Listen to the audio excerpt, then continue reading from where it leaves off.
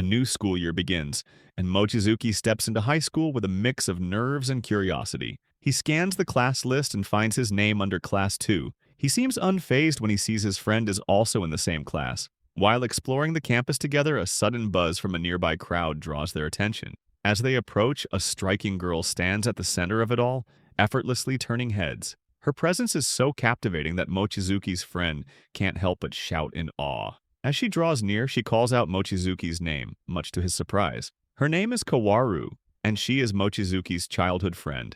In the classroom, Kowaru introduces herself. She states she graduated from Zenkuji Middle School, and her full name is Tsukimi Kowaru. She also reveals her fondness for eating meat. Mochizuki observes her, recalling his past. She was his childhood friend and also his first crush, but he lost contact with her when she moved away after elementary school. But back then, she was completely different.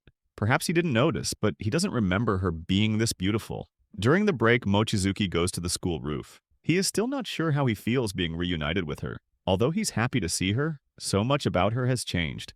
It's difficult to even be in the same classroom as her. Kowaru quietly sits beside him, echoing his sentiment. Mochizuki is shocked when he finally notices her. Kowaru lets out an odd laugh. She expresses her delight at seeing him, calling him by his childhood nickname, Pion. She gave it to him because he could jump very high as a kid. However, Mochizuki always found it a bit embarrassing. Perhaps because it's a reminder of how jumping was the only thing he was good at. At everything else, whether it was sprinting, dodgeball, or anything else, Kowaru always had him beat. She recalls how he was the only boy who played with her, while subtly moving closer to him. Kowaru requests a little space, unable to move away. Kowaru strangely conveys that their past closeness makes this current closeness expected, and wonders whether he dislikes her presence. Mochizuki hesitates, but she continues nonetheless. She confesses her preference for being close to him, as it makes her relaxed. Additionally, she mentions she can smell him better from this distance and tries to get very close to his face. Sweat beads on Mochizuki's face. He pushes back, asking her to stop. He advises her to be careful and quickly flees. He recognizes her stunning beauty, but notes her continued lack of personal space. That night, Mochizuki walks through his house corridor. He prepares for a bath, gazing at the full moon. His mother calls him for dinner. Under the full moon, Mochizuki recalls a childhood memory with Kowaru. One evening, he had asked her to return home as it was getting late, but she sat perched in a tree, refusing. She explained that it was the perfect time for beetles to appear and eagerly disappeared into the shrubs in search of them. Despite his concern, Mochizuki always stayed behind, urging her to come home safely. She eventually jumped down and insisted that they head home, rather drained. When he asked if she was okay, she simply nodded. On their walk back, without warning, she leaned in and bit his ear, her sharp, wolf-like teeth startling him into a strange yelp. Looking back, he realizes she was always unpredictable, unaware of personal space, and often full of surprises, especially her habit of biting. Kowaru's behavior greatly stresses Mochizuki. His friend notices this the next day and begins inquiring about his distress. Mochizuki remains silent. His friend asks if he is worried about Tsukimi Kowaru. Mochizuki denies any worry about her. His friend initially looks at Mochizuki jealously, then begins cursing him. He punches him in a fit of jealousy and rage. After that, he advises him to go and speak with her. Kowaru is playing baseball with her friends on the ground. Suddenly, she hits the baseball, which unfortunately strikes Mochizuki's face. He collapses in severe pain. She drops the bat and rushes towards him.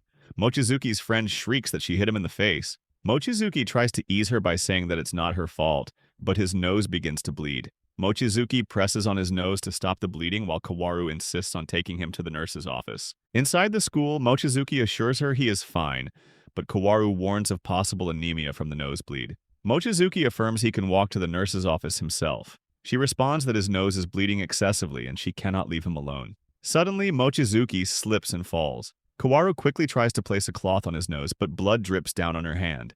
This switches a flip in her, and she feels herself drawn towards him. Mochizuki notices Kowaru's expressions. Her breathing is heavy as she appears to be resisting, but she can no longer control herself. She lunges at Mochizuki like a wolf.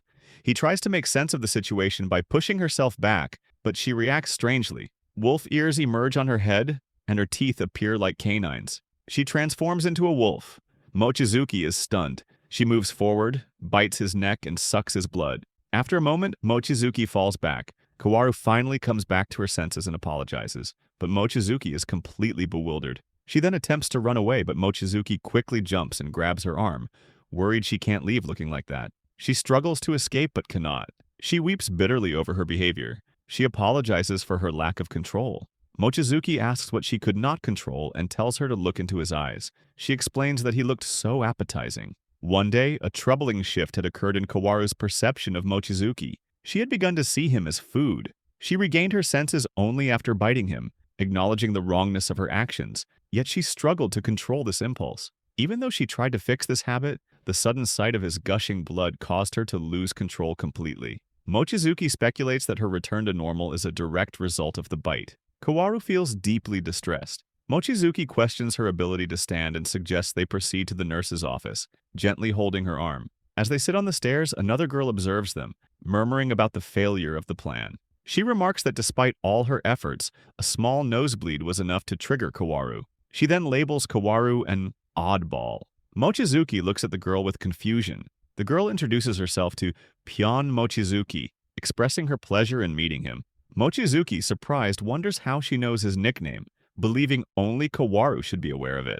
The girl reveals that Kowaru must not have mentioned her. She is Utsuru, Kowaru's older sister. Mochizuki states he has never heard of any sisters. Utsuru instead proposes a story. She narrates a tale of a man who transformed into a wolf on a full moon night and attacked his beloved, leading to his capture and hanging by villagers. Utsuru then poses a question about the villain in the story. Mochizuki responds that there is no villain, asserting that everyone acted according to their beliefs. Utsuru dismisses his answer as incorrect, stating that regardless of the circumstances, the wolf who failed to control its urges is always in the wrong. She explains that her family possesses the ability to transform into wolves, a power that unfortunately includes viewing humans as food, offering no positive aspects. Mochizuki, confused, asks for clarification. Utsuru adds that this is precisely why she hid her family information from him. Utsuru prompts Mochizuki to recall how often Kowaru bit him as a child. Mochizuki looks at her in astonishment. Utsuru reveals that they isolated Kowaru from humans in an attempt to stop this behavior, but it appears to have been unsuccessful. Kowaru insisted on reuniting with Mochizuki, so they allowed her to enroll in high school as a test, the results of which are now evident. Utsuru then orders Kowaru to return home with her. Mochizuki, curious, inquires about their destination. Utsuru declares, "Anywhere that is not here." She further explains that when Kowaru transforms into a wolf, she can only revert to her human form after biting someone. She questions whether a girl like Kowaru can truly live among humans. With these words, she seizes Kowaru's arm and begins to drag her away. She asserts that this is a family matter, and outsiders should not interfere. But Kowaru isn't ready to leave. Utsuru expresses her exasperation, indicating they have indulged Kowaru enough, and she is in no position to refuse. She yells that Kowaru just bit a human and cannot escape her nature. Her wolf instincts have overcome her rationality. Bulging with anger, she emphasizes that humans do not bite other humans. She then tells Kowaru that she should understand this simple concept. Mochizuki looks at Utsuru oddly. Kowaru begins to sob, telling her sister she does not want to leave, especially now that they have finally reconnected. Utsuru replies that their situation will never work, and Kowaru has only herself to blame, as nothing can help her now. Mochizuki remembers how she said he was the only boy who played with her, and she prefers being close to him, finding it relaxing. Utsuru starts walking again, still holding Kowaru's arm. This time, Mochizuki stops them, and Utsuru asks him what he wants. Mochizuki states that Utsuru has misunderstood the situation. He loudly proclaims that he and Kowaru are dating, and she was simply kissing his neck. Both sisters are astonished. Utsuru, bewildered, questions his statement. Mochizuki asserts that he confessed to her yesterday, and they have been dating since then. Utsuru, still confused, asks why Kowaru would kiss him. Mochizuki replies that they are a couple and desire intimacy. Utsuru presses if Kowaru was kissing him, why did she bare her teeth? Mochizuki begins stammering, but Kowaru chips in, responding that she wanted to be a little rough. Utsuru challenges him to physically prove their relationship. Mochizuki attempts to answer, but Utsuru dismisses him, declaring that no one would want to date a wolf, calling it ridiculous. Kowaru bows her head. Mochizuki tells Utsuru that it is not her decision to make. He reveals he has had a crush on Kowaru since elementary school, and has never cared whether she was a wolf or a human. They always had fun together, and his emotions for her are entirely genuine. He declares his love for Kowaru, regardless of whether she is a werewolf or a human, affirming there is nothing wrong with it. Utsuru looks at Mochizuki strangely, still not convinced. Mochizuki wonders what they can do to prove their relationship. And then Kowaru steps forward and kisses Mochizuki's cheek. Both Utsuru and Mochizuki are flabbergasted. Kowaru asks Utsuru if this is sufficient proof. Utsuru appears exhausted. She has nothing left to say and claims that they are not done with this yet. For the time being, she will accept them, but she also forbids them from kissing, as she will be watching. Utsuru then runs away. Mochizuki and Kowaru sit down. Mochizuki smiles awkwardly as he tries to understand everything that has happened. Initially, he was filled with joy at reuniting with his childhood friend, who had become even cuter. He also discovered that Kowaru is a wolf girl, and her sister will be monitoring them. Considering Utsuru's presence, Mochizuki contemplates how his high school life will unfold. A new day finally dawns. Mochizuki reflects on his childhood friendship with Tsukumi Kowaru. Their paths diverged when she transferred schools in elementary, only to miraculously cross again in high school. He now knows she is a wolf girl, but this fact hasn't truly impacted their daily lives. She doesn't transform into a wolf without reason. If they are careful, she shouldn't transform often. Suddenly, Mochizuki's friend hands him the roll call sheet. As Mochizuki passes it forward, his finger gets cut. Kowaru's wolf instincts immediately awaken, and her mouth waters at the sight of the blood. After class, Kowaru apologizes to Mochizuki for her behavior. Mochizuki mentions he has put a bandage on his finger. Kowaru notes his thoughtfulness in leaving the classroom. Mochizuki explains that her frightening expression, just moments away from leaping at him, was the reason for his quick exit. Mochizuki now understands that blood is the trigger for all of this. It has happened before. When she touches or even smells blood, her wolf instincts activate. Mochizuki questions if she has been a wolf since birth, according to her sister. She confirms this, adding that everyone in her family except her mother can transform into a wolf. Mochizuki asks if her mother is human. Kowaru explains that this is why everyone expected her to has less wolf blood, but here we are. They climb the stairs to the rooftop since he doesn't want to be heard talking about the secret. Mochizuki opens the rooftop door, stating that overthinking won't help. As Mochizuki opens the door, 3 rascals ambush him. They grab Mochizuki and drag him down the stairs. He asks them why they are attacking him. They mumble that they came to ask him something. One of the guys grabs his collar, stating it took ages to find him, and demanding clear answers. Mochizuki is stunned. Finally, they begin their interrogation. They want to know about his relationship with Kowaru. Mochizuki initially remains silent, but then inquires about the purpose of their question. They declare themselves huge fans of Kowaru. All of them desire contact with their angel princess, and Mochizuki has effortlessly become close to her. A scumbag demands an honest answer, asking if he is Kowaru's boyfriend. Mochizuki challenges them, asking what they will do if he says yes. Another boy mutters that Mochizuki is inviting trouble. One boy waves Mochizuki's collar, warning that they will kill him, even if he isn't Kowaru's boyfriend. He will be dead if he gets too friendly with her, and they will beat him until blood squirts out. Mochizuki asserts that they are not particularly close and have not done anything. He maintains their relationship is normal. The boy yells that there is nothing normal about them.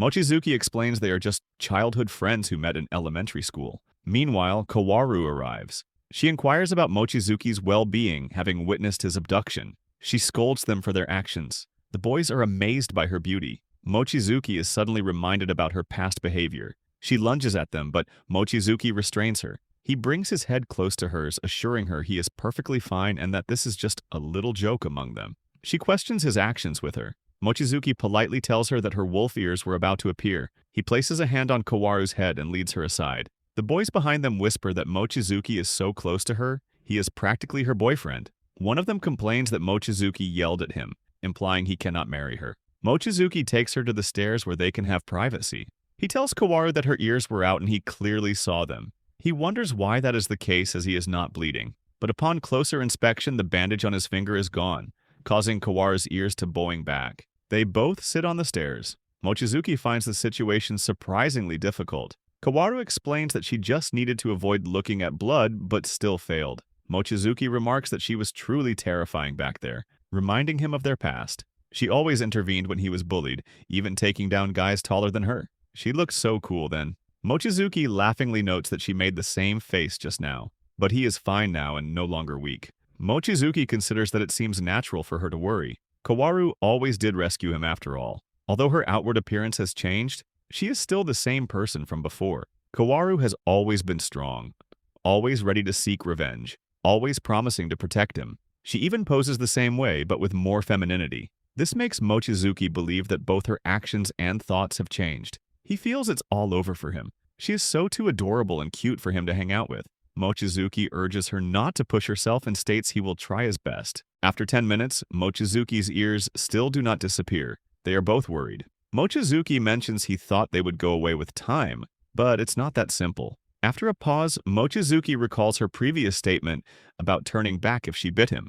She confirms saying it, but clarifies that it's not exactly how it works. The key is desire. In her case, her ears will disappear if she can satisfy her hunger. Mochizuki offers her something to chew on, but she replies it is not that kind of hunger. He then offers her yakisoba bread, but she explains the issue is not that type of food. She has a hunger for humans. Simply, she needs human blood to satisfy her hunger. Mochizuki understands the situation and extends his hand towards her, feeling very shy. He asks if she wants his finger. Kowaru confirms. He again mentions it won't look pretty and bows his head. He brings his finger to Kowaru's side. At first, she hesitates and apologizes. Then she sucks the blood from Mochizuki's finger and licks his hand completely, driven by her wolf instincts. Her facial expression becomes even stranger. Mochizuki thinks this is different from before. Last time she looked completely feral. Mochizuki stares at her. As Mochizuki gazes at her, Kowaru mentions she feels quite embarrassed. Utsuru observes them from afar.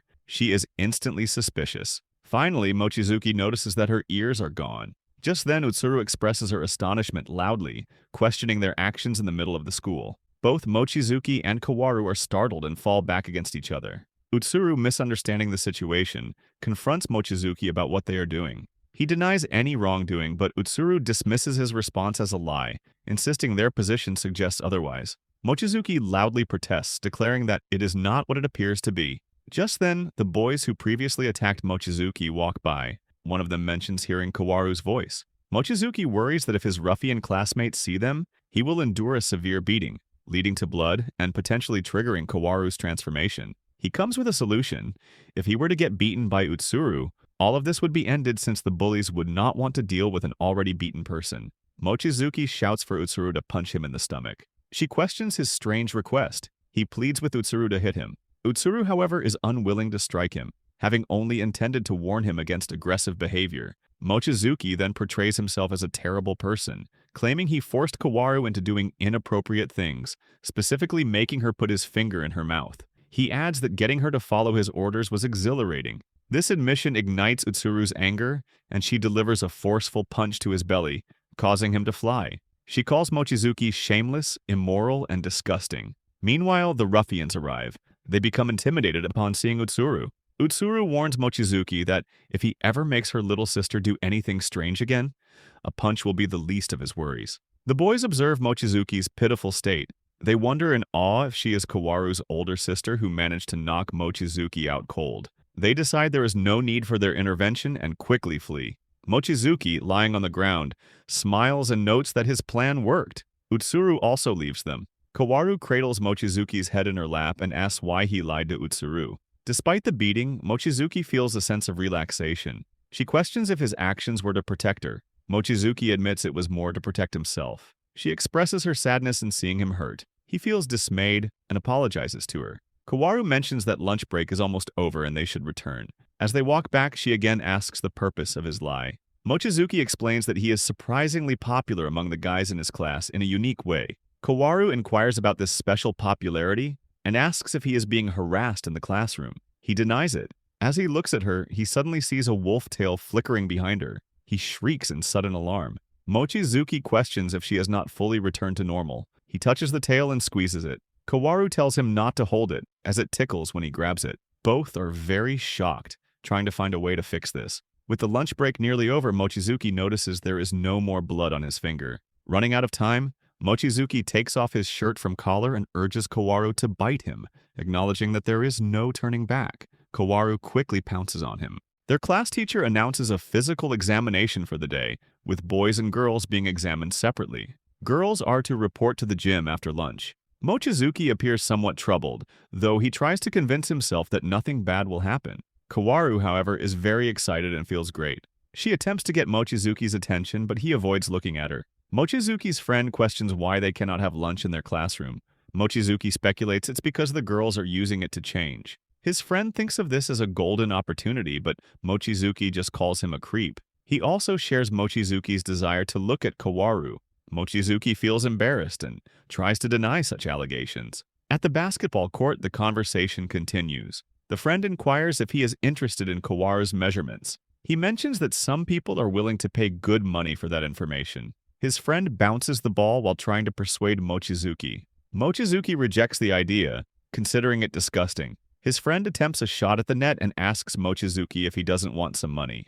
Mochisuki jumps high, blocks the ball, and smashes it aside. His friend's temper flares, and he questions if Mochizuki's legs are made of springs. Mochizuki laughs and tosses the ball away. His friend leaves the court to buy juice, pondering about Mochizuki as he departs. Meanwhile, Mochizuki's sister, Utsuru, arrives. She wonders why Mochizuki is not with Kowaru.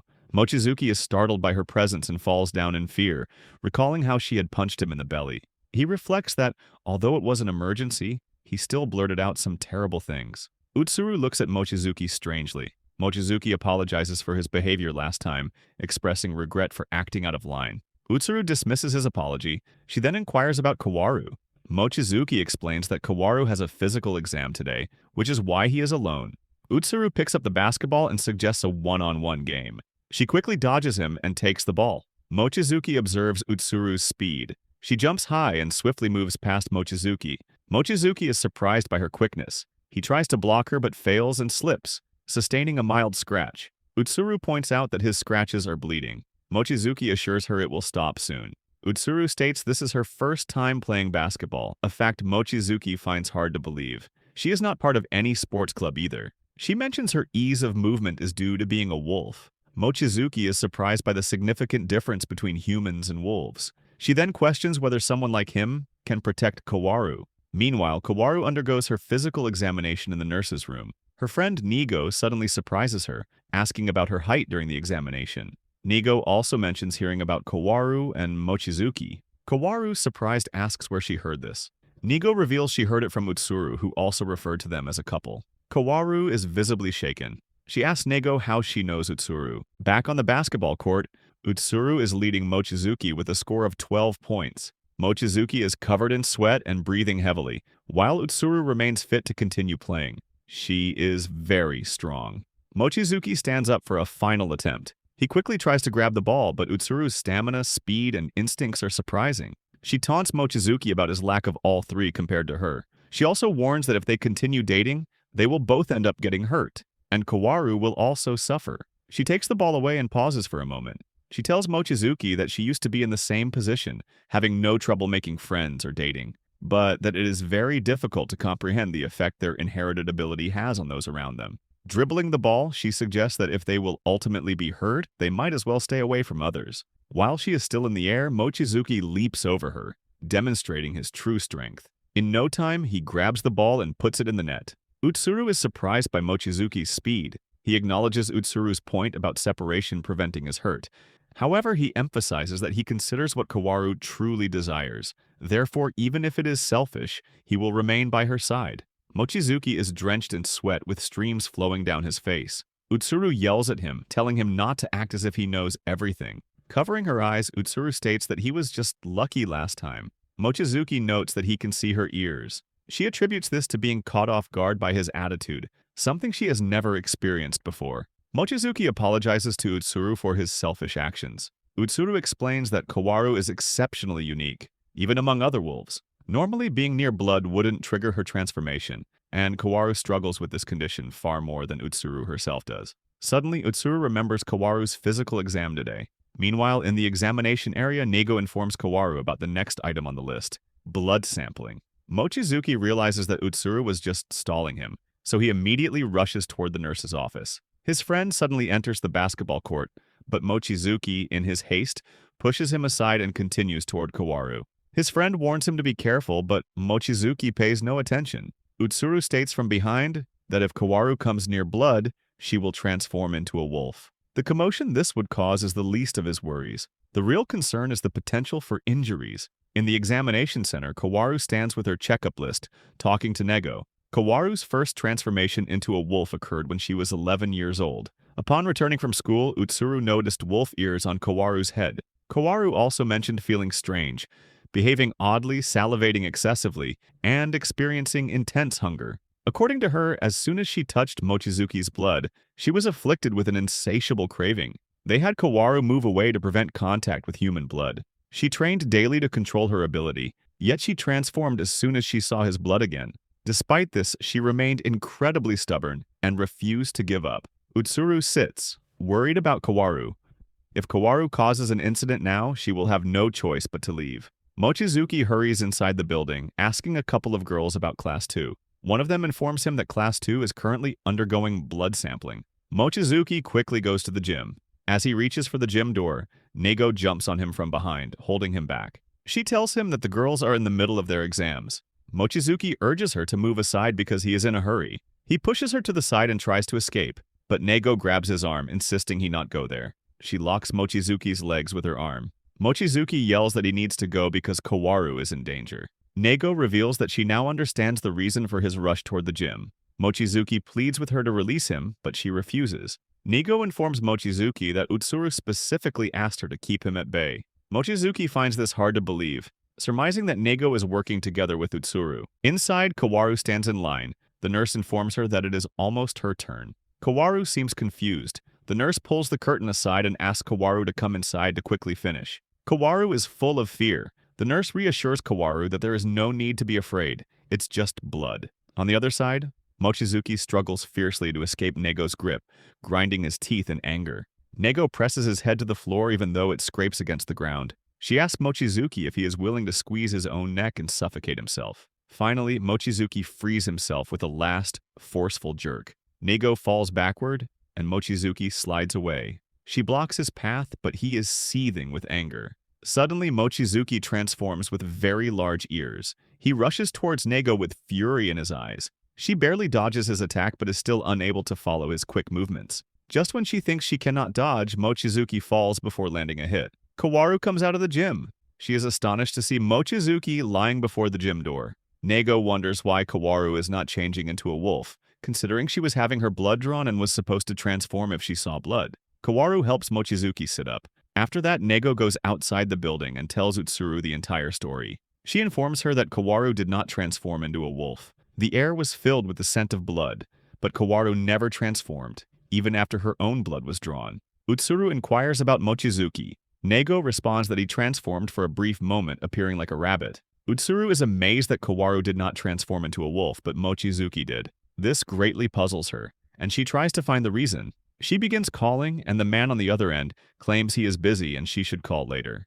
Utsuru insists for a moment, emphasizing the emergency. They discuss the entire matter. Utsuru then reveals that she has discovered the reason why Kowaru transformed into a wolf. The issue was not human blood in general. It was specifically Mochizuki's blood, the blood of a rabbit that Kowaru was reacting to. Kowaru questions Mochizuki about the recent incident. Mochizuki explains he doesn't remember anything after waking up in the nurse's office. His only thought was the danger she was in. Kowaru listens intently, then reveals she did not transform when she saw their blood. Mochizuki, amazed, wonders how this is possible given she always transformed upon seeing his blood. Both Mochizuki and Kowaru are perplexed by these strange events. Kowaru's failure to transform, even when her own blood was drawn, raises more questions than answers. Suddenly, an announcement instructs all students to return to their classrooms due to an emergency. A stray dog has entered the school. The students become frightened, and the teacher emphasizes the danger, ordering everyone to go home. Mochizuki and his friend exit the classroom. Mochizuki expresses his surprise at the turn of events. His friend calmly suggests that this is a blessing in disguise as they get to go home. His friend asks why isn't walking home with Kowaru since they're a couple. Mochizuki is stunned by this question as he had forgotten all about her in the confusion. He rushes back to find her. He is trying this hard because he considers the possibility that Utsuru might be observing them, and they need to maintain their fabricated story. As he rounds a corner, Kowaru, mistaking him for the stray dog, quickly pounces on him. Mochizuki falls hard. She feels embarrassed to find Mochizuki there and questions his presence. Mochizuki returns the question. She explains she thought the stray dog was approaching her and she tried to catch it. Mochizuki asks if the dog isn't dangerous. She laughingly confirms it seems to be. Mochizuki asks her to move aside and get off him. They both walk down the corridor. She asks Mochizuki if he knows what the teacher said about the dog. He indicates he does not. She reveals the teacher mentioned the dog had a worn-out collar with an arabesque pattern, which she finds amazing. She believes it's the same dog she met as a child. Mochizuki, curious, asks if she remembers it. She admits her memory is unclear but recalls playing with a puppy with a similar collar a long time ago on her way to school. Mochizuki reminds her that the teacher called it a stray dog. Kowaru confirms but seems confused. He again points out that the teacher also declared it dangerous. Mochizuki worries that if it's a rabid dog, they are in danger and wishes he could go home. Kowaru stops and abruptly theorizes that if it is the same dog, it should be fond of people. She suggests it might just be playful, and the teacher misunderstood its behavior as aggression. This is her theory. Mochizuki appears exhausted but agrees to search for it with her. However, she quickly asks if he won't try to stop her. Mochizuki responds that even if he did, she will continue regardless. Mochizuki then asks her to promise she won't put herself in danger. She readily agrees. Mochizuki gestures to her and they begin their search. At that very moment, Nigo appears from behind, throwing a net over Mochizuki and dragging him to a corner. He shrieks in fear. Kowaru also becomes frightened. Nigo sits on him and politely asks if he is all right, expressing her shame. Mochizuki asks Nigo if she is also searching for the dog. Nigo confirms it, and Mochizuki inquires about the reason. She mentions there might be a reward for catching it. Mochizuki questions if anyone cares about such a reward. Nigo instantly states that the mention of reward is enough to excite her. Mochizuki recalls how Nigo blocked him when he was going to Kowaru earlier. Nigo walks aside and laughingly suggests they can stare all they want, but she isn't giving them her bug net. Mochizuki clarifies he does not want the net, but Kowaru does. Nigo states that the bidding starts at 5,000 yen. Kowaru quickly bids for 7K. Mochizuki urges her not to listen to Nigo. Mochizuki admits he knows nothing about Nigo-san and remains unsure if trusting her is a good idea. Just then, a noise from behind catches their attention, and Kowaru quickly runs toward it. Nigo tells her to stop, but Kowaru doesn't slow down. Nigo stops him from chasing her as she questions whether he is human, to which Mochizuki remains silent. She asks if he doesn't want to pretend the incident at the physical exams never happened, pressing him again about his identity. Mochizuki states he wants to ask her the same question. Nigo looks at him oddly. Mochizuki demands to know who she is, given everything that has transpired. In return, Nigo asserts that she is the one asking questions, and that he shouldn't change the topic. Mochizuki yells that she prevented him from entering the gym and also knows about Utsuru, making him the one with questions. Nigo insists he first explain his transformation. Mochizuki is astonished by the mention of transformation, quickly asking what she means, seemingly having no memory of it. She pauses for a long moment. Mochizuki asks if she knows about Kowaru. Nigo confirms it, stating that Utsuru told her Kowaru was a wolf. Mochizuki questions why Utsuru would tell Nigo that. Nigo then transforms into a cat, with ears appearing on her head and her long tail flickering. She reveals to Mochizuki that she and Utsuru are fellow animal girls. She then asks if this answers his question, adding that she is telling him because she trusts him. She follows Kowaru's path, warning Mochizuki to keep their secret. Mochizuki looks at her oddly, stating that he doesn't care if they are friends, but if she ever does anything to hurt Kowaru, he will be very upset. Nigo calmly replies that he doesn't need to worry. She won't do anything unless money is involved, and even then, she would prefer not to face either of them. She then urges Mochizuki to go and find the dog. Suddenly, she spots a shadow approaching them. The dog quickly rounds the corner and hurries toward them. They both run away. While running, Mochizuki asks why she isn't trying to catch the dog. She laughs, stating she doesn't want to die. Suddenly, they find Kowaru standing in their way. Mochizuki yells that they are in a difficult situation and urges her to hurry and run outside. The dog approaches Nigo and bites the net she is carrying. She falls down hard. The dog surrounds her and barks. Mochizuki turns back and uses his springy legs to jump towards her, extending his hand toward Nigo. She grabs it, fortunately avoiding the dog's sharp teeth. Mochizuki picks her up and yells that they are going to the back of the school building. They reach the back and Nigo relaxes after a long breath. Mochizuki asks her what the plan is now. Nigo tells them to do what they think is right. She is too scared to go out there now. Kowaru instantly declares she will catch it. Mochizuki rejects the idea, yelling that she promised not to endanger herself. He makes her understand that he doesn't want either of them to get hurt. He again asks Kowaru to stay there, stating he will be back soon. Nigo teases Kowaru about having a pretty cool boyfriend. However, he is instantly thrown back with blood dripping from his head. Upon seeing the blood, both girls transform. Nigo realizes that Mochizuki forced their transformation, attributing it to the power of his rabbit blood. She also notices that he forced Kowaru to turn into a killing machine. In the meantime, the dog approaches Kowaru. She growls and pounces on the dog. She pushes Mochizuki aside and bites the dog's leg. She rolls the dog away and grabs its collar belt. Then she spins it around and throws it far. The dog becomes silent, but Kowaru grows more menacing. The dog communicates through gestures, and Kowaru seems to understand it. It expresses its loneliness repeatedly, stating that the person it loved won't come back. They were always together before, but that person will never return, leaving it completely lonely. It pleads for help. Kowaru's eyes well up with tears. She approaches the dog and caresses it. She acknowledges the pain of a loved one disappearing. Nigo and Mochizuki are very curious. The dog calms down. Mochizuki concludes they are communicating. Kowaru hugs the dog, consoling it and saying it must have felt very lonely. Nigo loudly urges Mochizuki to clear his blood. Mochizuki feels joy watching the affection between the dog and Kowaru, despite his face being covered in scratches. After that, Kowaru holds Mochizuki tightly and then asks Nigo if she is human. Nigo laughs and confirms. Mochizuki begs to be let go, but Kowaru declares she will never let go of him again. Seeing him getting all the attention, the dog whacks Mochizuki. Afterwards, they find a new owner for the dog. They also receive scolding from the school staff. Some days later, Kowaru and Mochizuki encounter the dog on their way. She caresses it again, but Mochizuki is frightened by its large face, demonic eyes, and piercing teeth. In the classroom, Mochizuki looks at his phone. His friend, hiding behind him, notices Kowaru's picture set as his wallpaper. He laughs, commenting that Kowaru could be an actress and jokingly wishes death upon Mochizuki.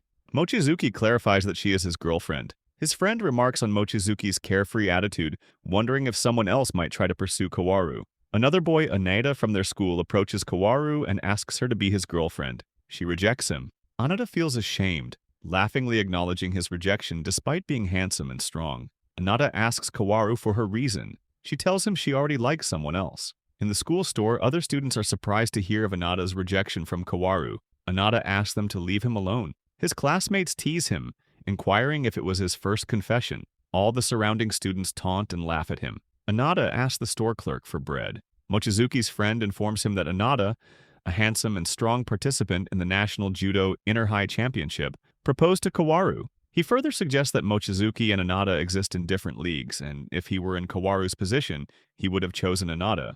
In the classroom, Mochizuki sits sadly, pondering if he is too carefree. He feels drained. Reflecting on their relationship, he considers that he and Kowaru started dating out of necessity. Meanwhile, Mochizuki overhears other girls talking with Kowaru. A girl rudely questions Kowaru's rejection of Aneda. Another girl tells them to be quiet and not bombard Kowaru with questions. Mochizuki watches them from the corner of his eye. The girl with long hair suggests Kowaru should switch boyfriends if a better one appears. Kowaru's temper flares, and she oddly questions how the girl could say such a thing. The girl quickly dismisses it as a joke and tells Kowaru to relax. At that moment, Mochizuki glances at Kowaru. She notices that Mochizuki and instantly lights up. Kowaru cheerfully suggests they eat lunch together. Mochizuki, feeling sad, agrees. As they sit for lunch, Kowaru mentions that it's the first day of the month, and the hamburger shop by the station has a sale. Mochizuki replies superficially. Kowaru recounts a past event. Mochizuki looks at his thin arms and compares himself to Aneda,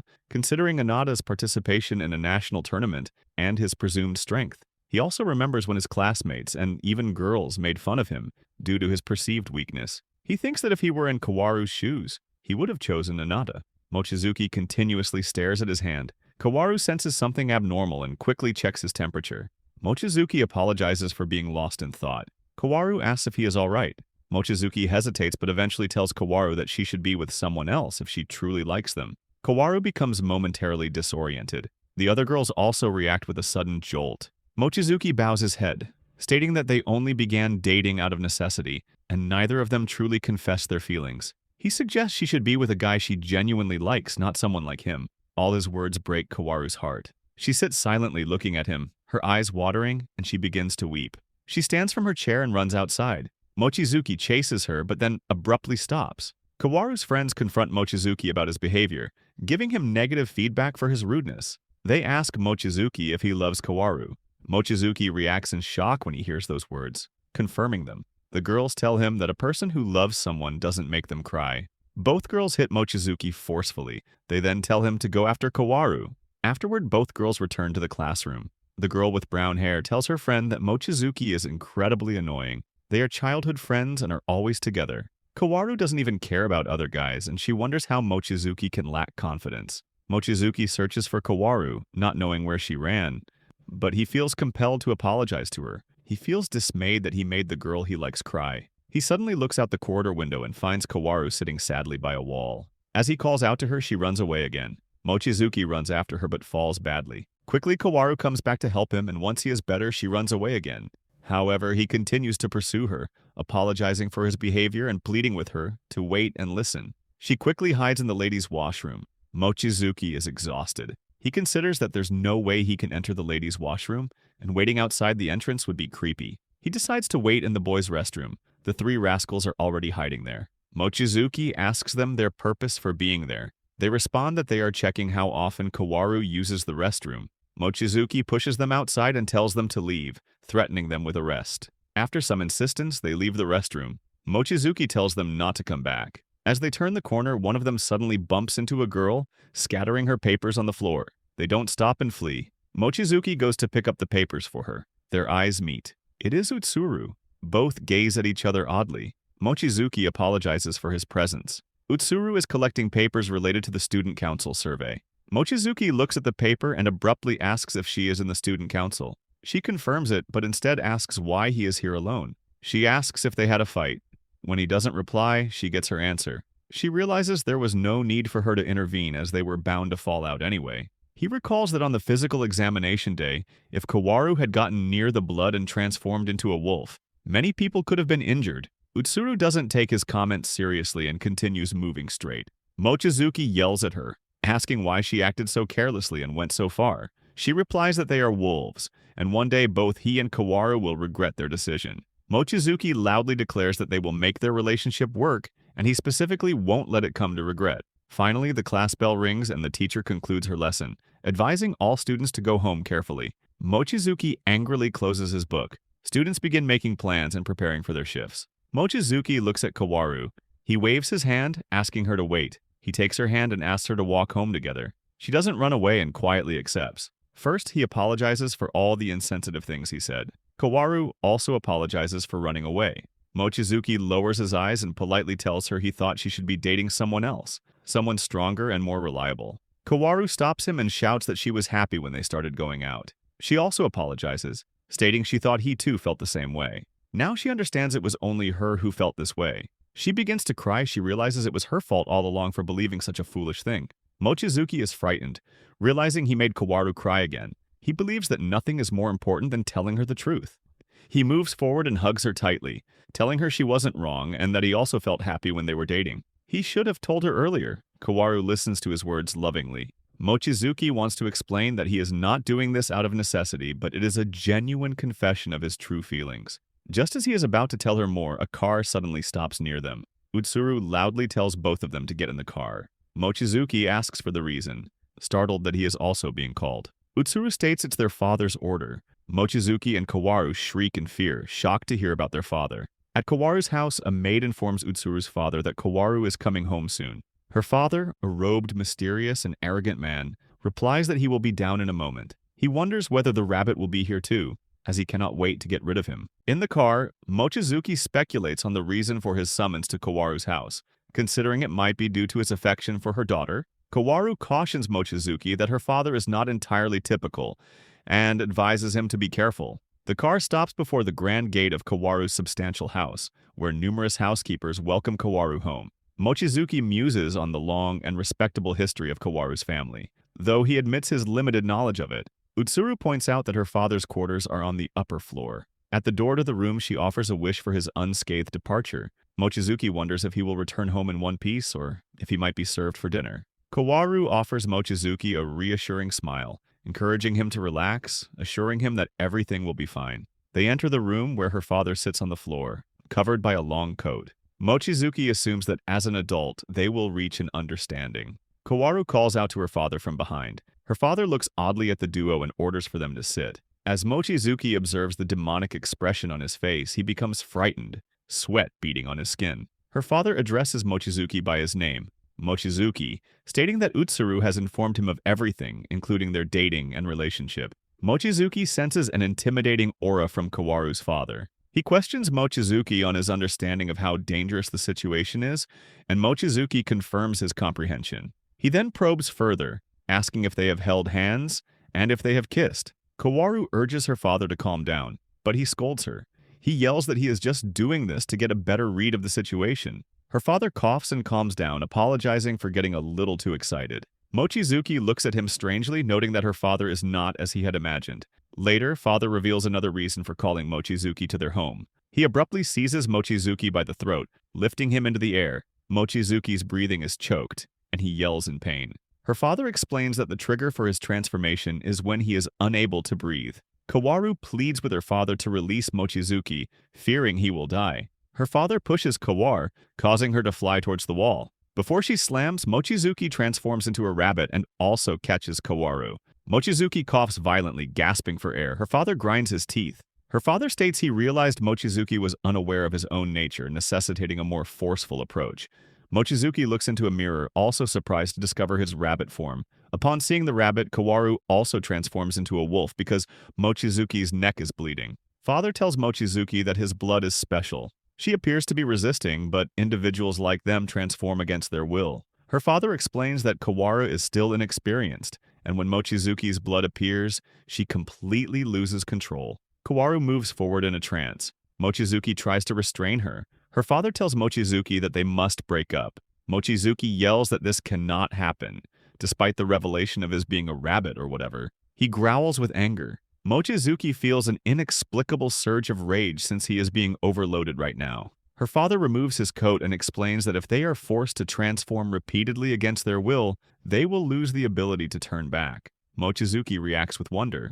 Her father simply states that if Kowaru continues to react to his rabbit blood, she will end up like him, a wolf forever, never able to turn human again. Her father can never return to living like a normal human. Kowaru pounces at Mochizuki. Her father also tells Mochizuki that his blood is dangerous for both of them, and he must realize that wolves and rabbits do not belong together. Mochizuki falls backward. Kowaru attempts to bite him, but shockingly she bites her own hand instead. Kowaru growls, asserting her refusal to break up with Mochizuki. Her father is briefly startled. She oddly states that she only just reunited with Mochizuki and will never end their relationship. Her father explains that she bit herself to regain her senses. She then rushes toward her father, planning to attack him. Just when father is about to strike her, Mochizuki intervenes, grabbing his arm. Her father tries to escape, but Mochizuki holds on, addressing him as dad and trying to calm him. Her father states that he has not given Mochizuki permission to call him that. Mochizuki asks him to be normal and reveals they had kissed once before. Her father stares at him strangely, then questions when they kissed. Mochizuki avoids answering directly, stating he doesn't want to reveal anything more since their relationship isn't allowed. Her father's temper flares further and he moves to punish Mochizuki. Kowaru stops him by biting his butt. Her father then grips both of them and slams them to the floor, leaving them helpless. Father yells that they need to start listening. He emphasizes his own agony over the situation, and how he as a father doesn't want to see his daughter heartbroken. He informs Mochizuki that he knows he is a rabbit, and that he needs to protect his wolf family. He also declares that Kowaru will be transferring schools and warns Mochizuki to stay away from her. He adds that if Mochizuki were human, he would have gladly celebrated their union. Mochizuki stands up, stating that Kowaru cannot transfer to a new school. Suddenly, Kowaru's mother enters the room by slamming the wall and delivering a harsh kick to her husband's face. He is sent sprawling, startled. She questions what he was doing in her absence. Her husband attempts to apologize, but her anger escalates. She yells that they had discussed Kowaru's school and agreed they would both watch over her there. Her husband tries to respond but is forcefully silenced. His wife tells him not to argue and to fix the situation. She questions how he, as Kowaru's father, could make such decisions without consulting her. At that moment, Kowaru regains her senses and calls out to her mother. Her mother tells Mochizuki that she will deal with her husband later, so he should be happy for now. Mochizuki admits he was also very rude. Her mother appreciates their understanding. She smiles and confirms if he is Mochizuki, which Mochizuki, surprised, acknowledges. Her mother laughs, teasing Kowaru about snagging a nice man. Kowaru feels ashamed. Her mother also mentions that Kowaru always talks about Mochizuki. Kowaru becomes angry and runs away. Her mother asks where she is going, and Kowaru replies she is going to the restroom. Her mother politely thanks Mochizuki. She states that Kowaru can be awkward but is incredibly honest. She laughs. Later, she also reveals that Kowaru has never opposed her father before, and Mochizuki means a great deal to her. She asks Mochizuki to take good care of Kowaru. Mochizuki appears nervous. Her mother waves from the top of the building as he reaches Kowaru downstairs. Mochizuki states that he believes he avoided her transfer. Kowaru lovingly gazes at him and confirms it. Mochizuki feels dismayed, weeping that he thought he was going to die. Kowaru apologizes on behalf of her father. Mochizuki is confused, reflecting that he is still too overwhelmed to make sense of things and has left Kowaru's house with more questions than answers. He recalls Kowaru's declaration that she would not break up with him. Mochizuki decides that for now he will consider this a victory. He then leaves for home. As he walks, he expresses disbelief, wondering how this happened and why he never knew. Unbeknownst to him, a girl with long, shiny hairs is hiding herself and takes a snap of Mochizuki when he leaves Kowaru's home. She mutters about Mochizuki as very careless. The next morning, Kowaru changes into her summer uniform. Her mother pauses, noticing the change, and asks why. Kowaru replies that everyone at school is switching now. Her mother gives her a long, amused look, then tells her to roll her skirt up a bit more. After all, a summer uniform should show some skin. Kowaru frowns, saying if she rolls it any higher, she'll be showing more than just that. Her mother waves it off, teasing that she's still young and that a little boldness never hurts. Besides, Mochizuki might appreciate it. Kowaru sharply denies it and leaves for school. Meanwhile, Utsuru silently listens to their conversation. She feels annoyed by the fact that their mother is supportive of her sister's relationship. However, she doesn't realize how dangerous their relationship is. From the doorway, she watches her sister's figure disappear, silently resolving that if things continue like this, she will be the one to intervene. On the way to school, Kowaru spots Mochizuki ahead and calls out to him, her tone light and cheerful. The morning heat clings to the air. Mochizuki is glad to finally be able to wear his summer uniform.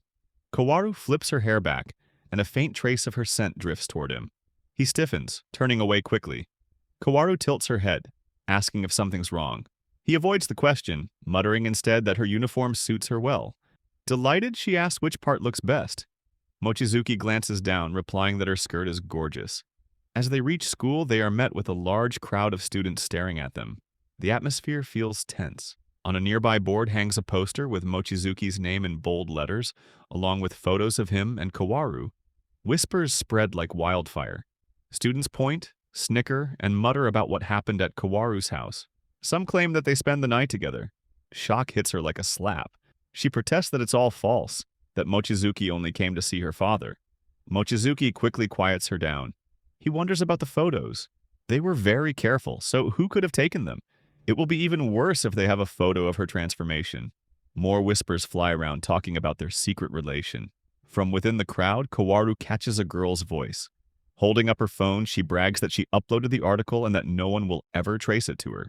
Kowaru's fury ignites. She storms forward, shoving through students until she grabs the girl's arm. The girl, white hair tied in long twin ponytails, laughs nervously. Kowaru shouts that she heard her admit it, calling her the culprit. The girl yelps that her arm hurts, and when Kowaru loosens her grip, she bolts. Kowaru and Mochizuki chase after her without hesitation. The girl races through the halls, camera bouncing against her chest. Her shoes clatter against the stairs as she runs upward, breath hitching. At the corridor's end, she stops, panting and barely breathing. "Not bad," she says under her breath, turning to face them. Mochizuki demands to know who she is. The girl flicks her ponytails back, eyes gleaming.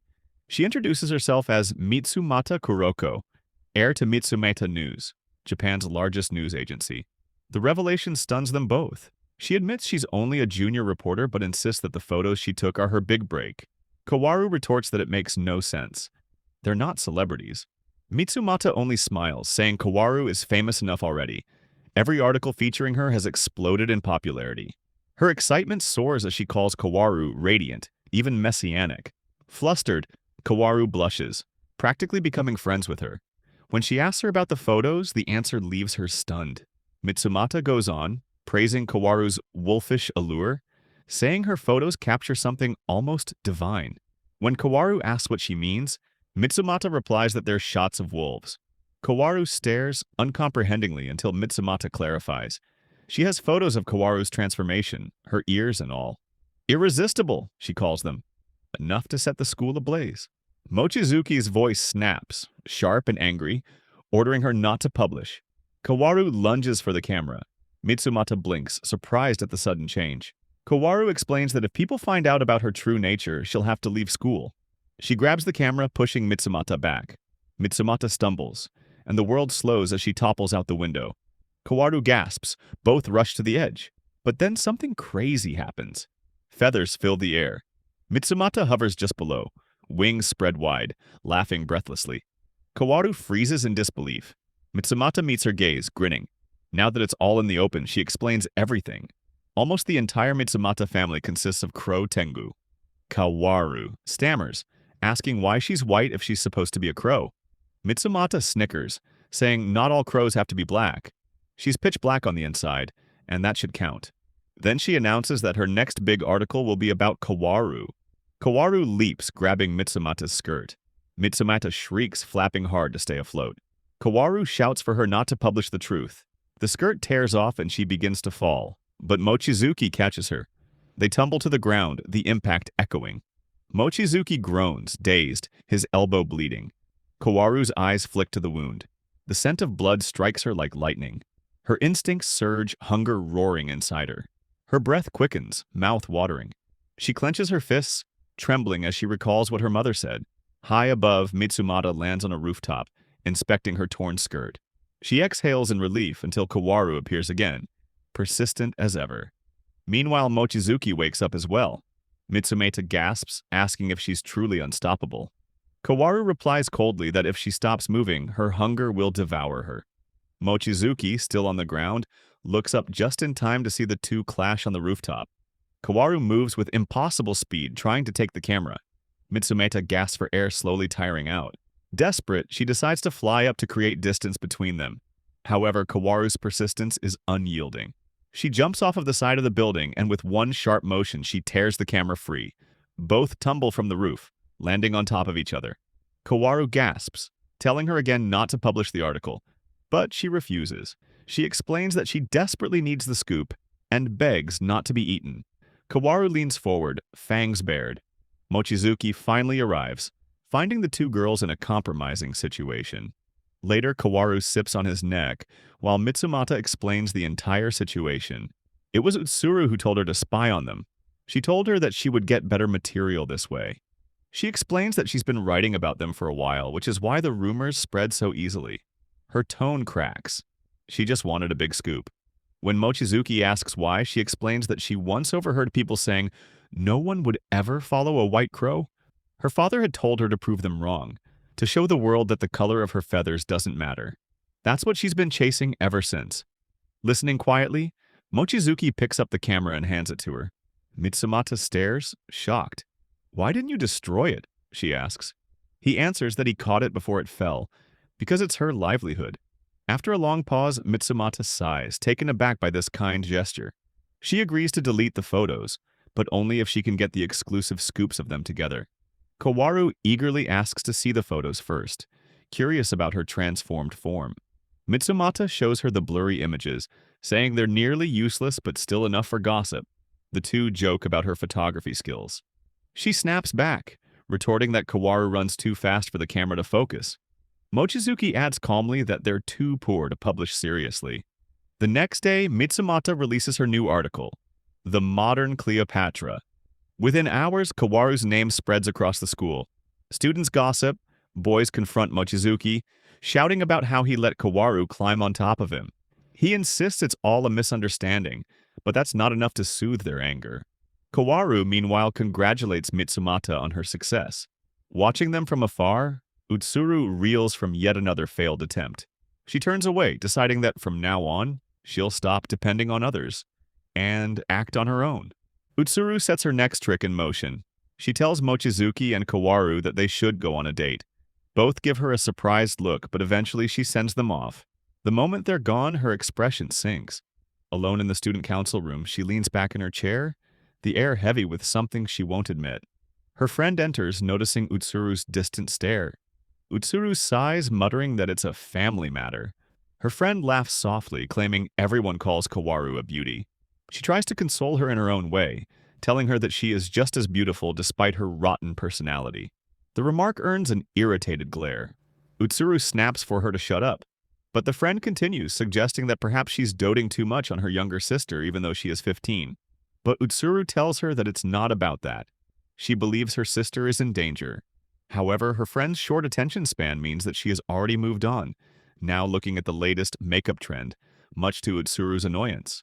Despite this, she continues explaining. Her real concern is how Kowaru got a boyfriend only few days after school began. Her friend tilts her head, curiosity sparkling in her eyes. She asks her if she is jealous. Utsuru denies it instantly. It's simply too soon for her sister. Her friend asks her if they are dating, and that's when Utsuru gets the idea. Later, Mochisuki and Kowaru make their way through the mall, uncertain what to do first. Neither notices the quiet figure of Utsuru following behind, blending into the crowds. Her gaze sharpens. This isn't mere curiosity, but an investigation. Something about them feels wrong, and she's determined to find the flaw. They enter a clothing shop. The nerves begin to show. Kowaru admits she has never gone shopping without her sister. Before she can say more, a cheerful clerk sweeps her away, pulling her into a whirl of fabrics and hangers. From her hiding place, Utsuru frowns. The woman seems far too eager. Mochizuki sits patiently, watching as Kowaru tries on outfit after outfit. Each new outfit chips away at him as he flails in embarrassment. Finally, Kowaru shakes her head, saying the clothes are too restrictive and she'd rather wear something more boyish. Utsuru's eyes widen in disbelief. Of all things, that's what she chose? The clerk's smile falters as well, nearly in tears. At the counter, Kowaru moves to pay. Mochizuki comments quietly that he liked the other dresses better, but that her choice matters most. The moment they turn away, Utsuru darts in, swapping the items in the bag for ones she prefers, her hands moving like a magician's. Outside, the pair stroll past a toy store. Mochizuki asks if she wants to stop by. Kowaru laughs, insisting she's too old for toys now. He grins and pulls her in anyway, whispering that no one needs to know. Utsuru, peering through the glass, nearly drops her disguise. They're running around with water guns, not lovers, but children at play.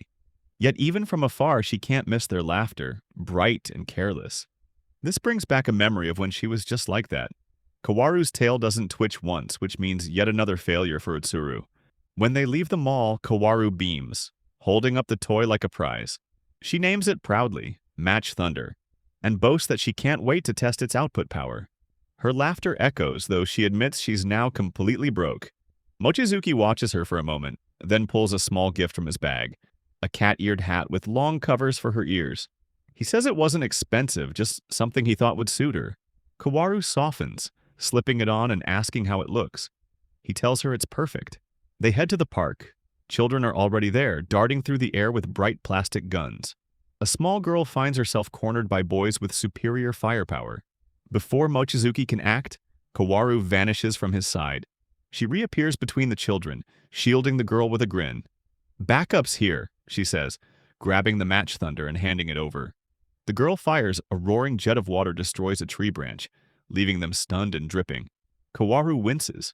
Perhaps it's too strong for kids that young. A boy retaliates, firing straight at her.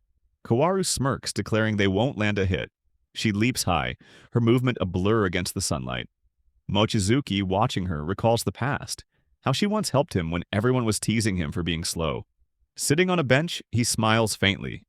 Kowaru never lets anyone suffer, but his expression shifts when he sees her shirt plastered against her skin, nearly transparent in the wet.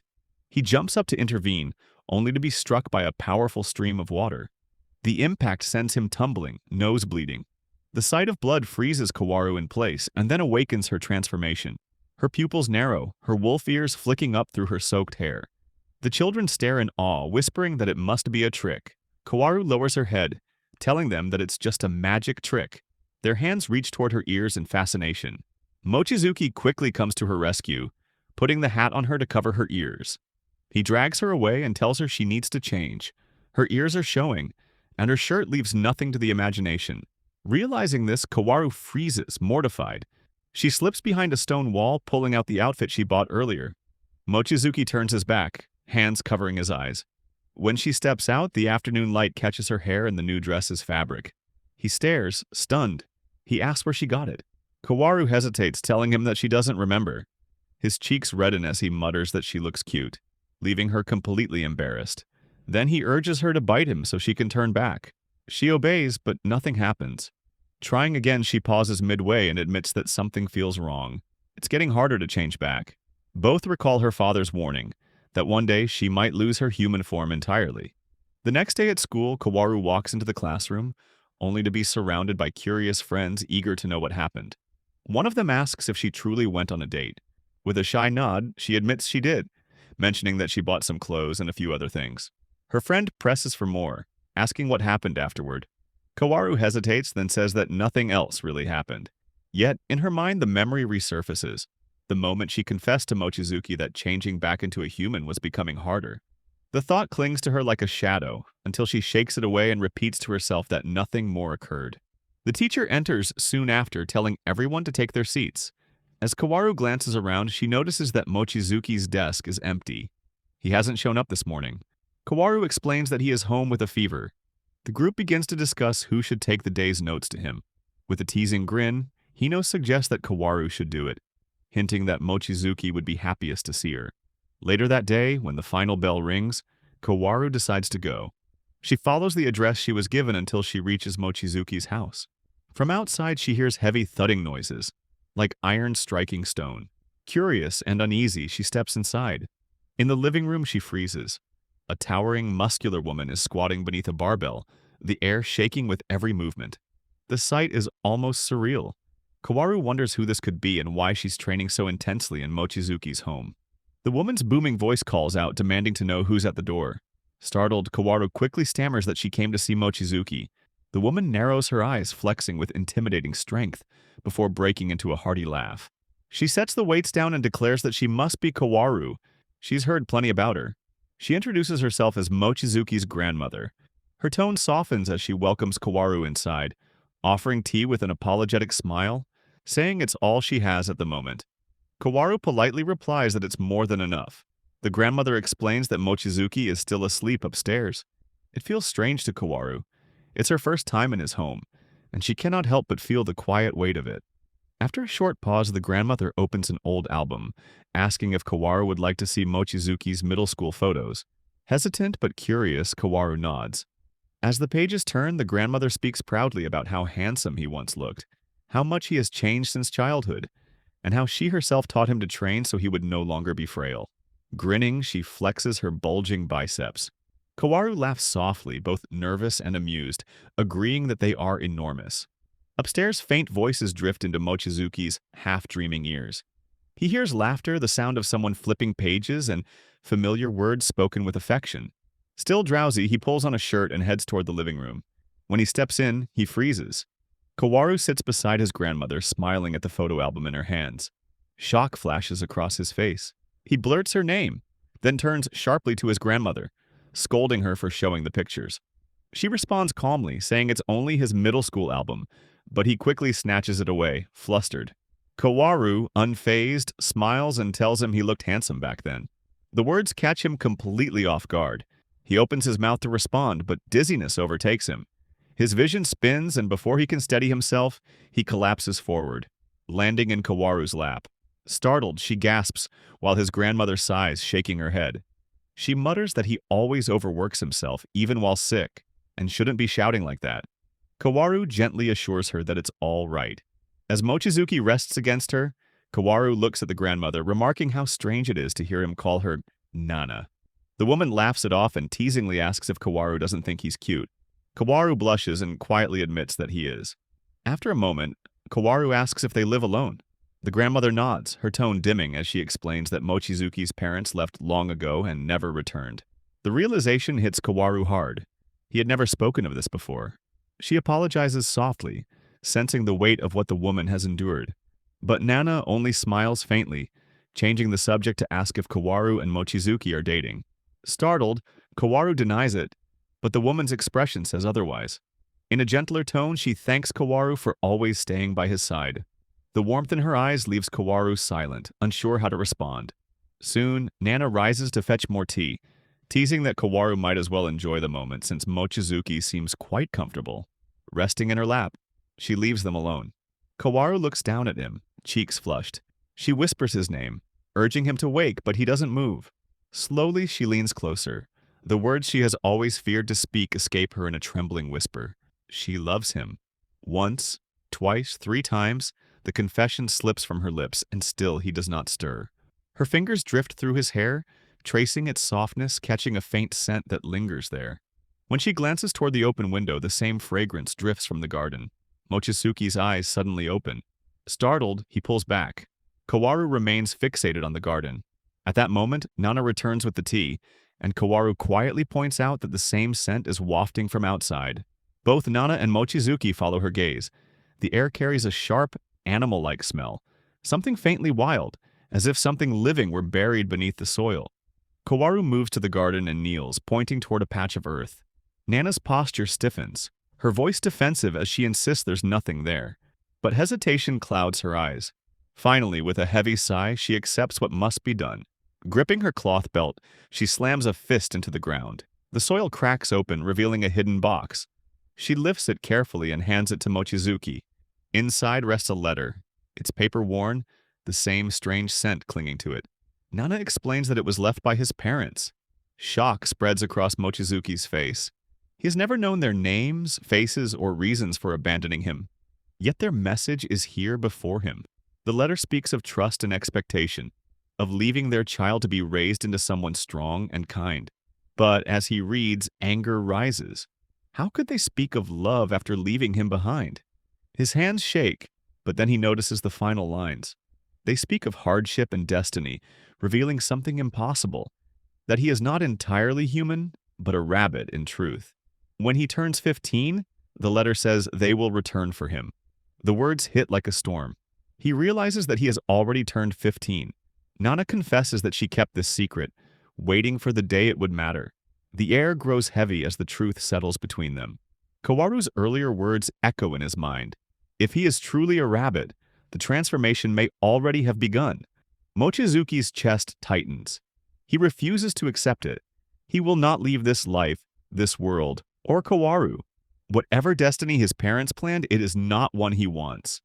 Nana watches him, her sorrow hardening into resolve. Gripping a massive hammer, she slams it into the ground, her strength shaking the air. Her eyes burn with fierce defiance, a silent vow that no one will take him away while she stands. As the tremor fades, Kowaru quietly prepares to leave. Gratitude lingers unspoken as she glances back at Mochizuki and his grandmother. Their bond, though tested by truth, feels stronger than before. She departs with a faint smile, the sky dimming above her, the scent of the garden still hanging in the air. Mochizuki watches her go, his expression softening. His grandmother studies him and gently remarks that the redness on his cheeks must be from the fever. But his heart, she can tell, burns for an entirely different reason. Mochizuki and Kowaru are lost in their conversation when sudden noises of shouting and chaos reach their ears. Startled, they look toward the source. A heated clash has broken out between the first-year and second-year students, both sides arguing fiercely over who gets to play inside the gym and who must remain outside. Mochizuki notices the tension rising and turns to a nearby student to understand the situation. The boy explains that, since the rain has been pouring for quite some time, both the first-year and second-year students are in a heated dispute over who gets to use the gym and who must play outside. The argument escalates quickly, voices growing louder as the students declare they will settle it through fists and strength. The atmosphere grows increasingly dangerous. At that moment, Utsuru arrives on the scene, and her commanding presence cuts through the chaos as she reminds everyone of the student council's authority. She makes it clear that the students are violating school rules. The boys, unsettled, turn to her and ask how the matter should be resolved. After a brief pause, Utsuru proposes a solution and says that the conflict will be settled through a dodgeball game. Both classes stare at each other in surprise as the decision settles in. Kowaru turns to Utsuru, acknowledging that it is indeed a childish choice, but now nothing can be changed. The students of both grades agree to the terms, shouting loudly that whoever loses will be driven out of the gym. The first years quickly gather together, and one of the boys rushes toward Mochizuki. Grabbing his arm, the boy pulls him in, insisting that he join their side in the dodgeball match. Mochizuki tries to resist, making excuses, uneasy with the thought of such a demanding game. But the boy insists, glancing toward Kowaru, and calls her to join as well. Kowaru steps forward without hesitation, agreeing to play while Mochizuki remains reluctant. Inside, Mochizuki wrestles with his own fears. He worries that if he is struck and injured, blood will be drawn, and if that happens, Kowaru might transform again. No matter what, he tells himself, he must avoid getting hurt at all costs. The game grows intense as a powerful ball strikes one of the first-year students. Mochizuki immediately shouts for caution, insisting that no one should aim at the face. Kowaru reacts swiftly, catching the ball with firm hands. Determined to give her all, she hurls it back with full force. The match tightens as Utsuru, her own sister, stands on the opposing side, making the contest even more fierce. The tension peaks when a ball slams hard into Kowaru's stomach. She stumbles, slipping to the ground, leaving everyone in shock. Fear spreads across the students' faces as they watch her struggle. Before the impact can worsen, Mochisuki rushes forward, throwing himself in front of her. He pulls her into his arms, taking the fall himself, shielding her from further harm. Mochizuki slips hard and crashes to the ground, creating an uproar among the students. The crowd shouts in confusion, voices rising to ask what just happened. Despite the chaos, he manages to shield Kowaru, who falls onto his chest as he protects her. The audience erupts in cheers, praising Kowaru as an exceptional player. Utsuru, watching closely, reacts with sharp criticism, her expression stern as she disapproves of their position. Kowaru quickly checks on Mochizuki, concern clear in her eyes. He reassures her with quiet resilience, showing no sign of weakness. The atmosphere grows heavier as Utsuru raises her voice, commanding both Mochizuki and Kowaru to separate at once. Utsuru simmers with anger, displeased by the sight of a boy and girl collapsing together so publicly. Mochizuki and Kowaru attempt to apologize, but her suspicion lingers, weighing heavily on them. The thought that such moments have happened before unsettles both of them, as flashes of past incidents echo in their minds. Determined to deny the tension, Kowaru hurls the ball with force, her movements sharp, as if trying to erase the misunderstanding. Mochizuki withdraws quietly, staying low and out of the spotlight. Utsuru counters with her own throw, her voice cutting sharply across the court as she condemns their behavior as immoral and shameless. The ball twists mid-air and strikes Mochizuki directly in the face. He crashes to the ground, his nose bleeding heavily as dizziness overtakes him. The sight of blood seizes Kowaru's senses. Her body stiffens, her breath quickens. An uncontrollable transformation stirs within her. The wolf inside claws for release as her behavior begins to shift, ears and tail threatening to emerge. Mochizuki struggles to rise, wipes the blood from his face, and bolts from the ground. The students gasp in shock, confused by his sudden retreat. Utsuru calls after Kowaru, but Kowaru's gaze burns with anger. She trembles violently, fighting to keep herself calm, though the beast within presses harder against her restraint. The tension mounts to a breaking point as she lunges forward, voice rising, seizing the ball once more with shaking hands. Kowaru sees the blood on the ball and her body begins to tremble. Her breathing grows heavy, her heartbeat races. She struggles to hold herself back, fighting against the urge to transform into a wolf. Her fingers shake, but every time she forces herself down, suppressing it. Suddenly, Mochizuki appears behind her and places the hat firmly on her head. For a moment, a strange calm washes over her, but Utsuru's eyes burn with rage as she glares at Mochizuki, silently questioning where that hat even came from. Kowaru turns her gaze toward her sister, her eyes glowing faintly red. Her lips curve into a cold, mysterious smile as she declares the match already over. Utsuru stiffens, but Kowaru insists. The rain has stopped and the sky is clear. In no time, Mochizuki and Kowaru disappear from the scene, and Utsuru wonders where they can go. Mochizuki takes her aside and asks to bite him as hard as she can. Kowaru hushes and bites on his neck fiercely. Utsuru still thinks where both can go. The next day, Mochizuki dresses up and heads to the festival grounds. Pulling out his phone, he checks Kowaru's messages. She had written, "I'm late, it's hard to move in days, but I'll be there soon." She even sent him a cute bunny sticker. Mochizuki smiles at the sticker, whispering to himself that today is the summer festival, and Kowaru invited him to come with her. As he glances toward a shop, a familiar voice calls from behind. Kowaru arrives, slightly out of breath, apologizing for being late. Mochizuki turns around and freezes for a moment. Kowaru is wearing a beautiful new yukata. For the first time, she looks different, more radiant, more stunning than ever before. Kowaru explains that she had told her mother she didn't need a new yukata, but her mother kept insisting until she finally wore it. Smiling, she asks Mochizuki if he remembers when they used to come to this very festival as kids and when they barely had any money. Mochizuki laughs softly and agrees with her. Kowaru then pulls him along, suggesting they get something to eat. Mochizuki can hardly see her eyes because she's dazzling tonight, far more than he ever imagined. Together they wander through the food stalls. Kowaru happily buys grilled meat skewers, then tries yakisoba, and later picks up some yakiton dishes.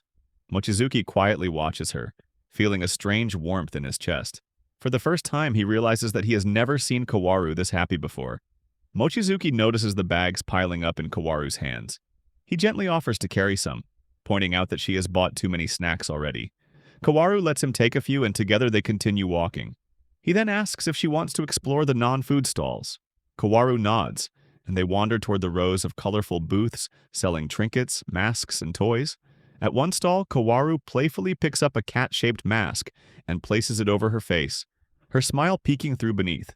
Mochizuki feels his chest tighten slightly as he tells her it looks beautiful on her. As they move along, Mochizuki recalls a detail from the past. He remembers that the festival always had fireworks. Turning to Kowaru, he asks when they will start. She explains that the fireworks usually begin around 8 at night, and that they should finish their shopping before then. Mochizuki wonders quietly to himself how many more stalls Kowaru plans to browse. But before he can finish the thought, a familiar voice calls out. Their classmate Azuma Shin appears, waving from behind. She notices Kowaru and asks if she came with Mochizuki. Kowaru smiles politely and returns the question, asking who Azuma came with. Azuma gestures proudly to the tall, broad-shouldered boy beside her. She explains that he is her boyfriend, though from another school, so Kowaru wouldn't know him. The boy carries several bags full of festival goods, clearly having shopped with her. Mochizuki feels a small jolt of surprise at learning that Azuma has a boyfriend. Kowaru, on the other hand, studies the boy quietly and thinks he seems like a good person. She compliments Azuma, saying her boyfriend looks wonderful. Azuma thanks her warmly, apologizing for interrupting their time, then wishes them fun before leaving. As Azuma and her boyfriend walk away, they clasp each other's hands tightly, their fingers interlocked in a way that leaves no doubt they are a couple. Kowaru and Mochizuki watch silently as the two disappear into the crowd. On their way, Azuma tugs at her boyfriend's arm, saying she wants to look at more stalls. The boy smiles and offers to buy her anything she wants, but Azuma shakes her head, replying that all she really wants is to keep holding his hand. With that, the couple strolls down another path together, their closeness lingering in Kowaru and Mochizuki's thoughts. Kowaru wanders toward the cookie-cutting stall, curious about the game. With a small needle in hand, she begins carefully tracing the fragile shape embedded inside the cookie. Mochizuki kneels beside her, quietly offering his help, steadying her hand and guiding each movement. Yet his focus drifts elsewhere. The memory of Azuma walking hand in hand with her boyfriend continues to haunt his mind, tugging at him. In that moment of distraction, his grip falters and the needle pricks his finger. Blood seeps out instantly. The sight unsettles Kowaru. As always, the presence of blood shakes her composure, pulling her into that vulnerable state. She quickly apologizes, troubled by her loss of control. Mochizuki, taken aback, notices she isn't wearing her usual cap. She admits to herself that she left it at home. Without wasting time, Mochizuki settles the payment at the stall and leads her away into a quieter, hidden part of the garden, away from prying eyes. There he cleans the wound, while Kowaru's body reacts violently, the beast within her surfacing once more. Her breath grows ragged as she fights the transformation. Both of them sprint deeper into the shadows, lungs burning until they finally come to a stop. Kowaru reflects that his mind must have been elsewhere, which caused the slip of the needle. Mochizuki stays silent. At first, but inwardly he admits that his thoughts had been on something entirely different, and guides the simple fact that he and Kowaru had never once held hands. The realization startles Kowaru. She looks at him in surprise, as if only now recognizing the weight of his unspoken feelings. Mochizuki himself seems caught off guard, struck by how much meaning lies within that small, unvoiced desire. Kowaru studies Mochizuki with surprise, sensing that his mind has truly been burdened by such a simple thought. A quiet realization passes between them. Slowly, Kowaru shifts, as if to ask without words whether he had truly wished to hold her hand. Both lower their gazes, caught in the weight of the moment. Mochizuki hesitates, noticing that her hands are full with bags, but Kowaru playfully loops the bags over her tail, freeing her hand. With gentle determination, she extends it toward him. For the first time in their lives, the two prepare to hold hands in a tender, almost fragile gesture. The moment carries both hesitation and quiet fear, yet also warmth. Their fingers brush, then intertwine, locking together with the awkwardness of two people stepping into something new. A flush of embarrassment washes over them, yet their hearts tremble in unison.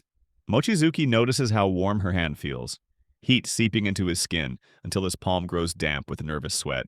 As fireworks suddenly burst overhead, colors illuminate the night sky. Hand in hand, they watch the display, not only joined by each other, but surrounded by the whole town. Azuma with her boyfriend, families, and strangers, all gazing upward together.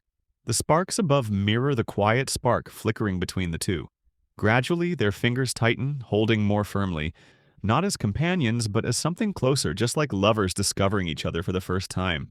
Kowaru's smile softens, warm and affectionate, leaving Mochizuki speechless beneath its glow.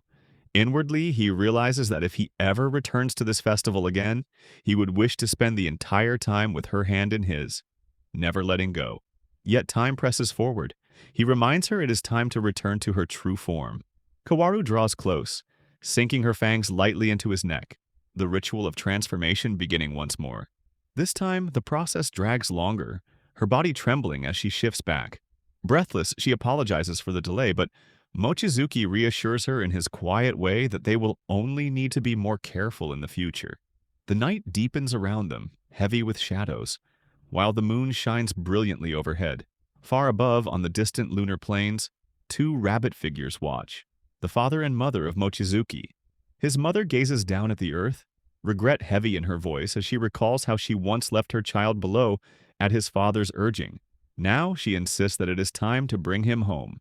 His father agrees with solemn gravity, admitting that perhaps the moment has finally come for their son to return to the moon. As everyone knows, the wolf is a fearsome predator, a deadly beast with sharp fangs and a feral nature. The rabbit, by contrast, is a timid herbivore which is quiet, cautious, and fragile. Under normal circumstances, their bond could only ever be that of predator and prey. Yet here the situation is anything but normal. The following day, as classes begin, the teacher stands before the students. She says that the festival is less than a month away. Preparations must be decided. She announces that it is time to assign roles and responsibilities for the upcoming celebration, each student taking on a duty that will shape the event. A quiet murmur stirs through the room as anticipation builds. When the turn for cleaning duty arrives, the teacher glances toward Kowaru and asks if she will handle it. Kowaru quietly agrees, her tone soft but steady. A boy from the class immediately points out that one person is not enough for the task and suggests that someone else should be paired with her. Kowaru nods in agreement. Without hesitation, the teacher decides that Hino will join her. Hino's face brightens at the thought of spending a day alongside Kowaru. But just then, a girl from behind presses her hand firmly on his shoulder, warning him with a teasing smile. She insists that someone else would be more suitable, and that someone is Mochizuki. Mochizuki looks up in surprise as the teacher confirms the change. Both he and Kowaru accept the assignment without protest. The girl Nishida, one of Kowaru's classmates, flashes Kowaru a playful thumbs up and winks, while keeping Hino in check. Hino, slightly frustrated, insists he isn't at fault, but Nishida redirects him, declaring that he will instead help her with creating the maid outfits for the festival. With that, the matter is settled. Kowaru and Mochizuki leave together for cleaning duty. Deep down, Kowaru feels grateful to Nishida, silently thanking her for giving her this chance to be alone with Mochizuki. Mochizuki and Kowaru head to study room 2 for their cleaning duty. The room is large, but the thought of working together makes the task feel lighter. Kowaru signals to begin, and they start arranging their work. Mochizuki watches her quietly, his lips forming a faint smile. As Kowaru bends to sweep, the edge of her skirt shifts slightly, catching his eyes off guard. Flustered, he murmurs her name, his tone shy and hesitant. Kowaru instantly realizes why he calls out to her, and a wave of embarrassment runs through her. Sensing this, Mochizuki offers her his loose coat. She accepts it with a small spark of happiness, noticing the faint scent that clings to the fabric, a scent that makes her heart flutter. For a moment, Mochizuki gazes at her with a tender, almost strange expression, before quickly returning to his task. The two work in silence, their movements synchronized. Mochizuki dusts while Kowaru sweeps, and together they arrange the furniture back into place. Collecting the garbage takes less time than expected, and before long the room is spotless and finished far earlier than either of them anticipated. Just as they are about to leave, Kowaru's ears suddenly twitch upward, though she does not notice. Mochizuki does, and the sight stuns him briefly. But before he can dwell on it, Kowaru points out the long gash running down his arm. While cleaning, a wooden stick must have scraped him, leaving a thin line that now bleeds steadily. Mochizuki apologizes, but Kowaru brushes it aside. The room is empty and no one has seen what happened. She urges him to move quickly before anyone arrives. Relieved, Mochizuki notes that they are fortunate no one witnessed the incident. In that instant, Kowaru leans in and sinks her teeth into his neck. The clock strikes past 3 and Mochizuki realizes how careless he has been. Kowaru takes her time, her bites slow and deliberate, trying to draw out enough to steady herself. Transformation is no longer as swift as it once was. Regaining her human composure demands effort. Mochizuki, still dazed, wonders how many more bites she will need before she returns to normal. Kowaru, with a steadying breath, admits that at least 10 are necessary. Kowaru admits to Mochizuki, her tone heavy with embarrassment, that his neck now bears several visible marks from her teeth. Mochizuki, though calm, reflects that if she truly requires this many bites each time to return to her normal state, it could become a serious problem for both of them. Before either can say more, faint footsteps and voices drift closer to the study room. Someone seems to be approaching. The muffled sounds suggest familiarity, as if the two inside already recognize who is coming. Mochizuki and Kowaru, caught off guard, slip quickly into the locker, pressing themselves into the shadows. Two figures enter the room that are Utsuru and Nigo. Utsuru insists that she needs to ask something and demands that Nigo follow. Nigo, with her usual slyness, makes it clear that she expects payment in return for information. The deal is struck almost casually between them. Looking around, Utsuru remarks that the room is empty and suitable for a private conversation. She leads Nigo further inside, unaware of the silent pair concealed just a few steps away. Nigo, leaning against the desk, asks whether this is about Kowaru. Utsuru hesitates, denies it briefly, then allows the truth to slip. She claims to have heard that Kowaru has transformed into her wolf form several times inside the school itself. With a steady gaze, she presses Nigo and asks if she has ever seen it with her own eyes. For a moment, Nigo only stares back, her expression unreadable. Then Utsuru raises the stakes, offering 5,000 yen for the answer. The words hang heavy in the air. Inside the locker, Kowaru stiffens. The shock runs through her like a sudden chill hearing her secret turned into a transaction. Outside, Nigo's lips curl with satisfaction at the prospect of easy money. Hidden in silence, Kowaru feels the sting of humiliation. To her, the thought that her identity is being sold for a price cuts deeper than any wound. Kowaru's thoughts race as she hides in the locker. The weight of Utsuru's offer makes her certain that Nigo will now begin searching for her in exchange for money. The betrayal gnaws at her chest. Beside her, Mochizuki shifts uneasily. The cramped space forces Kowaru against him again and again, each accidental touch making him flustered and restless. The tension between them thickens in the silence. Out in the open, Nigo finally speaks with a sly confidence. She claims to have seen Kowaru in her wolf form. Not only that, she describes catching her in the act of baring fangs, moments of raw, feral presence. Utsuru freezes for an instant. The revelation strikes her like a sudden blow, leaving her visibly stunned. Her suspicion is no longer a whisper. It sharpens into certainty. Utsuru's temper flares the moment Nigo finishes speaking. The claim feels intolerable to her, an insult that burns her pride. Nigo, unbothered, adds fuel to the fire by describing Kowaru and Mochizuki pressed together, as if confirming their love. Yet she also admits she has never seen Kowaru return to her original form. That confession only deepens Utsuru's frustration.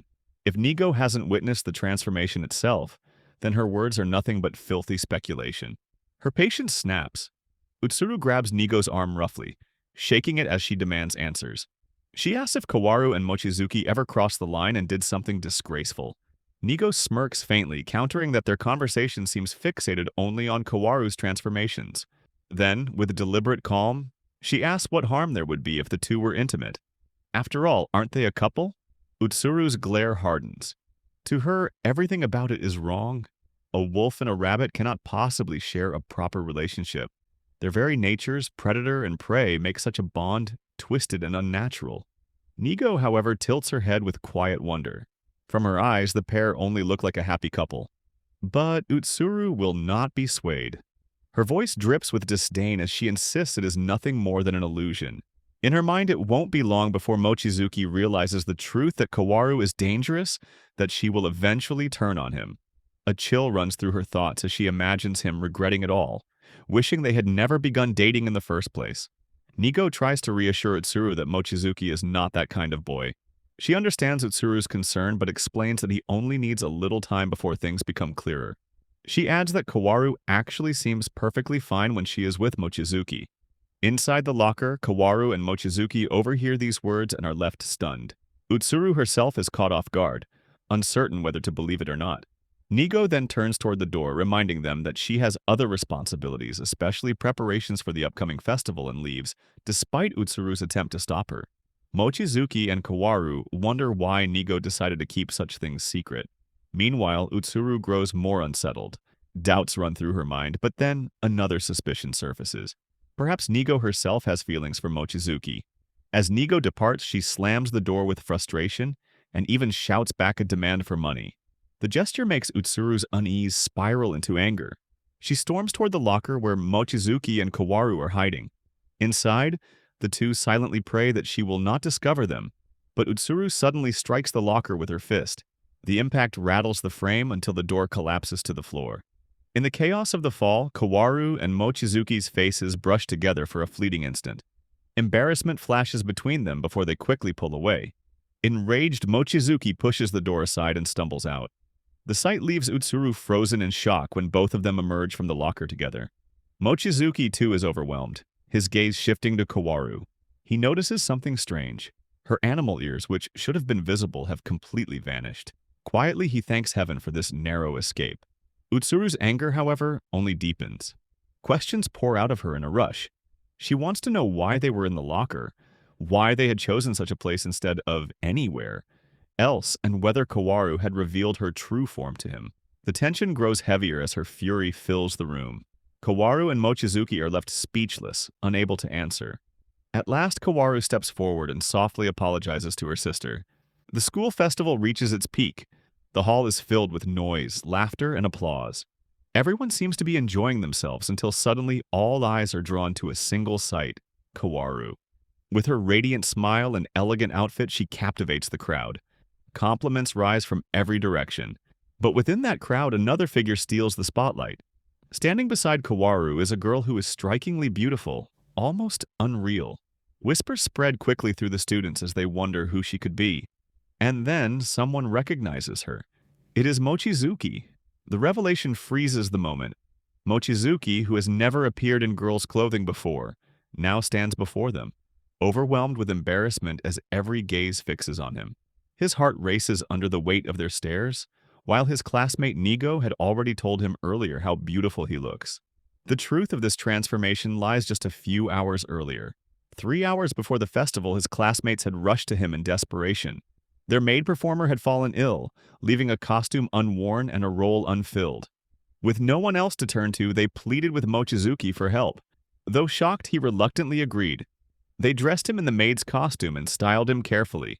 Now, Mochizuki appears as someone entirely different. Azuma and Nishida notice Mochizuki in the maid outfit and are immediately struck by how beautiful he looks. Nishida even laughs, pointing out that the reason the dress suits him so well is because his body shape and size are almost exactly the same as the maid who had fallen ill. The rest of the classmates join in, shouting about how cute Mochizuki looks. But instead of feeling proud, Mochizuki only feels more embarrassed. Kowaru watches him with a smile, remarking that he has suddenly become very popular. Inside the hall, students sit together while Mochizuki and Kowaru serve them in their roles as maids, responding to each raised hand and order. Mochizuki offers paintings to the students, while Kowaru quietly fulfills requests. Despite his efforts, Mochizuki cannot shake the shame of having to dress this way, though Nigo insists he looks adorable. In the middle of it all, Kowaru's sister Utsuru arrives. For a moment, she freezes, surprised at the sight of Mochizuki dressed as a maid. When their eyes meet, Mochizuki feels uncomfortable, knowing Utsuru is the one person he did not want to encounter in this situation. Utsuru wonders aloud if the maid she sees could possibly be Mochizuki's younger sister, her tone filled with surprise. Azuma soon calls out to Kowaru, reminding her that the afternoon break has started. Kowaru prepares to leave, but before going, she tells Azuma that their maid cafe has become very popular. And Mochizuki looks unexpectedly cute in his role. Just then, a mysterious woman enters. Her head and body are completely covered in cloth, even her eyes hidden from view. She approaches Kowaru and, in a calm voice, asks for directions to the first-year and second-year classes. Kowaru politely points her toward her own class, and the woman thanks her in an elegant manner before walking away. For a moment, Kowaru is left stunned, wondering who that woman could have been. But as the faint scent of perfume lingers in the air, Kowaru realizes it is the same fragrance she has always associated with Mochizuki. Mochizuki continues serving orders in the bustling festival hall when another request arrives, and he rushes to fulfill it. Nigo laughs from across the room, joking that they are making so much money they could start a bank. A girl orders a wedding cake, and one of Mochizuki's classmates reminds him that a new customer has also arrived. As Mochizuki turns, the veiled woman steps forward. She slowly removes the covering, revealing a face, eyes, and hair identical to his own. Calmly, she tells him that she has finally found him. With an apologetic smile, she admits she came without warning, but adds that the cultural festival looks exciting. Then she drops the words that freeze him in place. His mother had to come. Mochizuki's eyes widened in shock. The surrounding students fall silent in disbelief, whispering whether this mysterious woman is really his mother. She thanks his friends for taking care of him, but Mochizuki bursts out, demanding to know why she called herself his mother. The girls around him cheerfully suggest he take a break and enjoy the festival with her, but he can hardly process what he is hearing. The woman takes his arm gently, guiding him aside, suggesting they visit the haunted house. She tries to embrace him, holding on as if to make up for lost years before insisting she will even buy him ice cream. But Mochizuki pulls back, saying the concert is still ahead.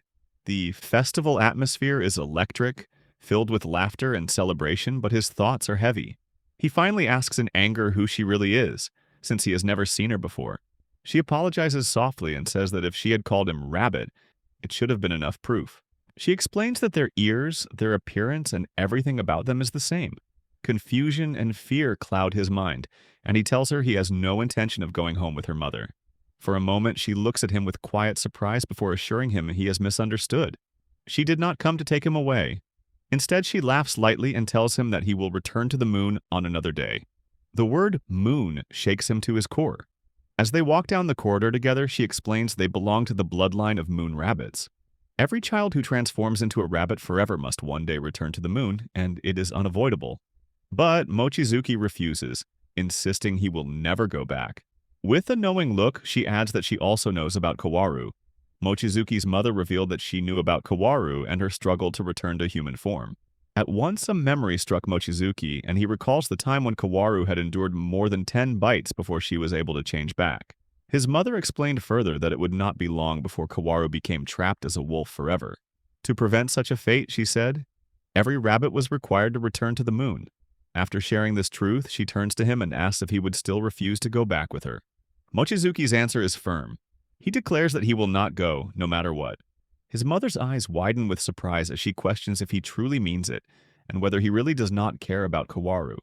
Mochizuki tells her that if he left for the moon, Kowaru would remain behind in sorrow, carrying that pain forever. This, he said, was something he could never allow. His mother looks at him in silence, the shock still present on her face, before she admits that she never imagined he would be so loyal. Yet her expression soon shifts into something more uncertain. After a pause, she suggests a possibility that carries both weight and mystery. She asks him what he would think if he transforms into a human forever. Mochizuki looks at his mother with disbelief, but she only laughs lightly and tells him that if he stops being a rabbit, Kowaru will be safe. The words lit a spark of hope in him, and he immediately asks if such a thing is truly possible. His mother assures him that it was, though certain preparations would be necessary. Encouraged, Mochizuki's face brightens and he declares with resolve that he will do everything he could to become human. Yet his mother's expression shifts, and she asks if Kowaru still stays with him if he becomes a human, and she will still love him in the same way. The question struck him deeply, and for a long moment he fell into silence, unable to answer. His mother takes his arm gently and laid him toward the festival stalls, remarking that the ice cream seller who had been there earlier must have gone elsewhere. Inside, she fears the choice her son had made. To give up his rabbit blood and live as a human is no small step. Meanwhile, Mochizuki's thoughts echo with her warning. If Kowaru only cares for him because of his rabbit blood, then what would remain of their bond once it was gone? The doubt lingers in him, heavy and unresolved, casting a shadow over the path he has just chosen. She tells that their rabbit blood attracts other creatures, and later she asks if Kowaru still loves him if he stops being a rabbit. Mochizuki gets confused about it. He sits sadly on the bench. Nearby, a boy is asking Kowaru for her Instagram account, but she rejects him. Mochizuki suddenly sees the boy teasing Kowaru. The boy tells Kowaru that he started loving her with the first sight, and he cannot leave her. The boy confessed to Kowaru that he had fallen in love with her at first sight. But Nigo, annoyed, reminds him that Kowaru had already rejected him multiple times, so why was he still bothering her? Ignoring the warning, the boy swore by his feelings and reached out to grab Kowaru's hand. At that very moment, Mochisuki appears. He struck the boy's hand aside, his voice sharp as he told him to leave Kowaru alone. The boy, instead of backing away, catches Mochizuki's hand and smirks, claiming that at last he had found what he had been searching for all along. He stares at Mochizuki with unsettling curiosity, even going so far as to say that she too was beautiful. Kowaru, frustrated, explains that this boy had been bothering her for a long time, constantly asking for her contact information. Without hesitation, Mochizuki offers his own number to the boy, forcing the situation to shift. The boy becomes happy and goes away. Nigo looks on in surprise. She realizes that Mochizuki, using nothing more than his own wit and presence, managed to drive the boy away. The clock strikes 12, and Nigo drifts into her own thoughts.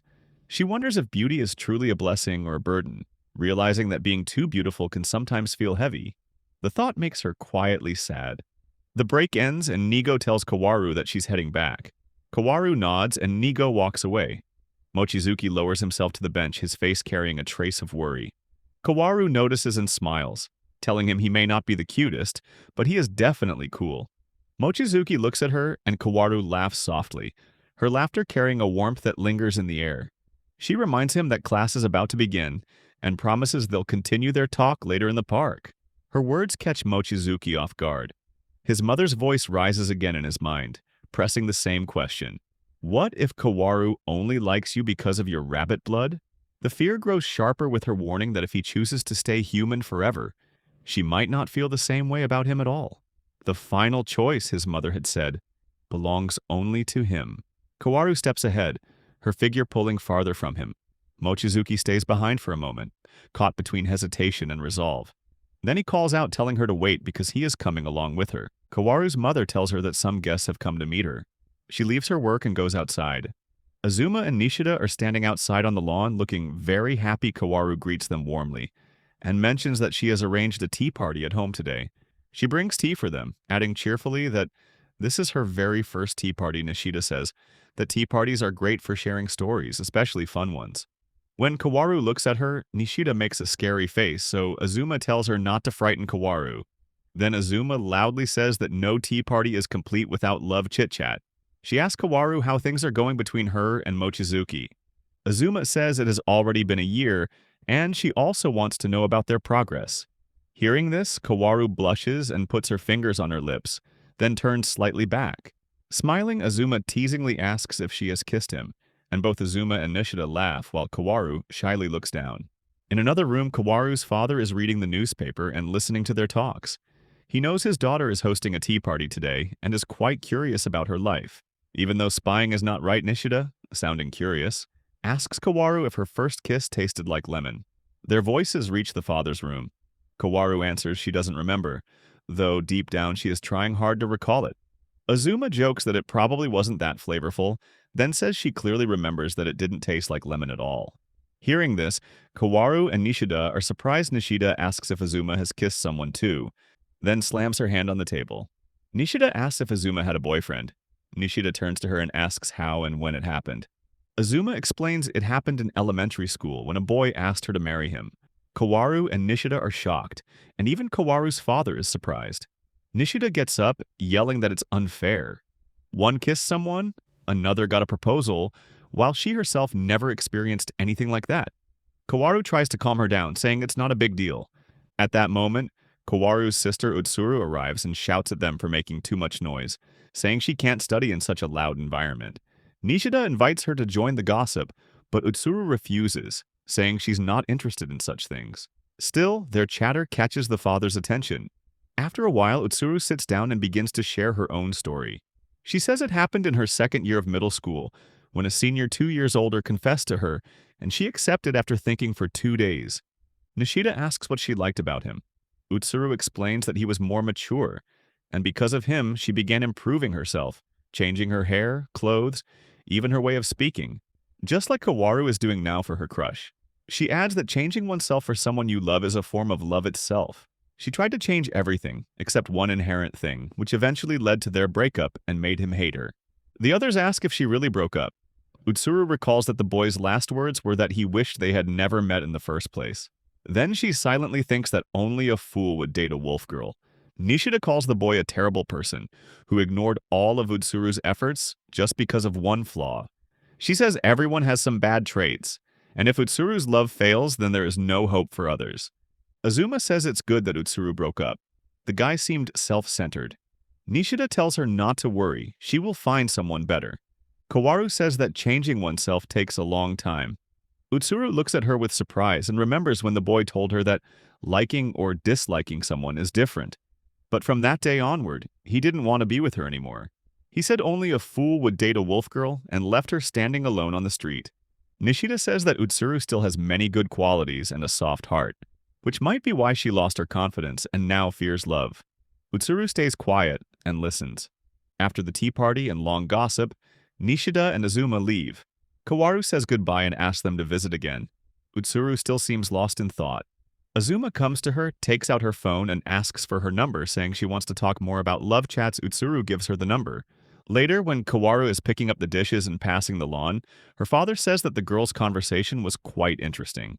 Kowaru asks if he heard them. He admits that he heard a little and adds that her friends are good girls and she should stay connected with them. Kowaru blushes and agrees. Then her father remembers his own story, how, on his graduation day, he confessed his love to Tasukimi. He sighs deeply and looks sad. Kowaru's mother comes in and asks why he looks so gloomy. He quickly says he isn't sad. She smiles and says fine, if he says so. Then she asks if something happened to Utsuru. He replies that she looks refreshed today when he walked past her, while Utsuru seems at peace while looking out the window from her room. Meanwhile, on their way home, Nishida tells Azuma that Utsuru is a really cute girl. Sweet and a pure soul. Nishida and Utsuru stay at school after classes to finish some paperwork, but there is so much to do that it feels never-ending. Both of them become exhausted. Finally, Nishida pushes back her chair and says she's tired of it and is taking a break. Utsuru tells her that if she stops, the work will never be completed. From the upper floor, Nishida looks down the corridor and sees Kowaru and Mochisuki. She wonders why they are still there when everyone else must have gone home. Maybe they stayed to study Utsuru. Glances sideways at Nishida, and Nishida angrily asks why she is looking at her like that. The two start arguing, but before their argument can end, the school lights suddenly go out, covering everything in darkness. Both get scared. Nishida tells Utsuru to stay where she is while she checks near the staff room. Meanwhile, Mochizuki turns on his phone's flashlight, wondering why the power went out and how he will find Kowaru. He guesses she might be in the restroom. Just as he is thinking this, Utsuru comes out of a classroom, and Kowaru, startled, gasps. Mochizuki shines the light on her face and sees that Utsuru looks frightened. He asks if she's all right and then notices the wolf ears on her head. When he points them out, Utsuru quickly covers them with her hands. Mochizuki asks if she's afraid of the dark, but Utsuru coldly tells him to leave her alone and that it's none of his business. Mochizuki stays silent. Then Utsuru tells him that Kowaru is his friend and that he should go look for her instead. She's probably still scared somewhere. Mochizuki listens and says they should search for her together. Utsuru is surprised, but Mochizuki adds that he can't leave her alone in this situation. Elsewhere, Nishida is walking with Kowaru, holding a flashlight. She explains that sometimes the lights go out because the school building is very old. Utsuru warns Mochizuki to walk in front of her and not look back, because she doesn't want Mochizuki to think she's turned into a wolf. Mochizuki, meanwhile, is thinking the same, that maybe Utsuru doesn't want him to see her in that form. Utsuru worries that if he realizes she's scared of the dark, she'll die of embarrassment. As they walk through the corridor, Utsuru says they should first check the staff room and then other places. She mentions that Kowaru has never been scared of anything since childhood. Mochizuki says he's surprised that Utsuru is afraid of the dark. Utsuru grabs his shirt and asks what his problem is. Mochizuki teases her, saying it's funny to see a wolf being scared. Utsuru says it would make sense if she wasn't in this school full of strange things. People who aren't even human. Mochizuki asks who she means, and Utsuru replies that non-human beings also live there. Suddenly, Utsuru hears something fall and jumps onto Mochizuki in fear. Mochizuki says it's just a small moth, and that it's probably more scared of Utsuru than she is of it. She asks how Mochizuki can stay so calm. He tells her he's used to playing with bugs. They keep walking, and Mochizuki hears something again. He looks at Utsuru and says everything is fine. But when Utsuru asks what he means, he replies that at least he's confident in his shielding abilities, meaning everything's under control. Hearing this, Kowaru remembers her ex-boyfriend telling her to handle things on her own. Utsuru feels uneasy and realizes she always pretended that everything was fine, just to hide her selfishness. Then she thinks that Mochisuki isn't like her ex-boyfriend. Mochisuki considers it a good option. He calls out to her and gives her a letter saying that if anything ever happens to him, she should give it to Kowaru. Utsuru is surprised and asks where the letter came from. Mochisuki says it's just for precaution in case of an emergency.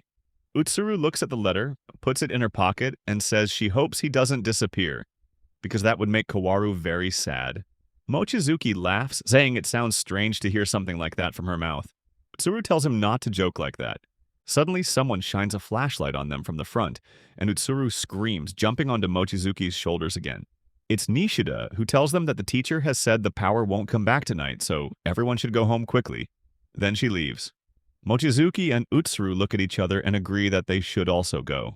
As they head toward the door, Utsuru suddenly sees a shadow near the hallway. Both of them freeze in fear. Utsuru asks what it is, and Mochizuki says it's probably Kowaru. But when he checks his phone, he sees a message from Kowaru saying she's already waiting at the gate. The shadow moves closer, and both of them get scared.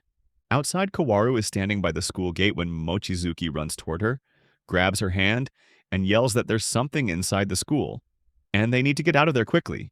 On the morning of October 10th, Mochizuki wakes up to his alarm, thinking that the day he had been waiting for has finally arrived. He goes to the breakfast table where his Nana asks about his plans for the day, smiling as she wonders if he will meet Kowaru today. Mochizuki jokes that even if that ever happens, he won't tell her. His Nana tells him to take good care of Kowaru, saying she's a very beautiful girl. Also, he'll have to work hard to find someone like her. She adds that she's happy he met a girl who seems attracted to him.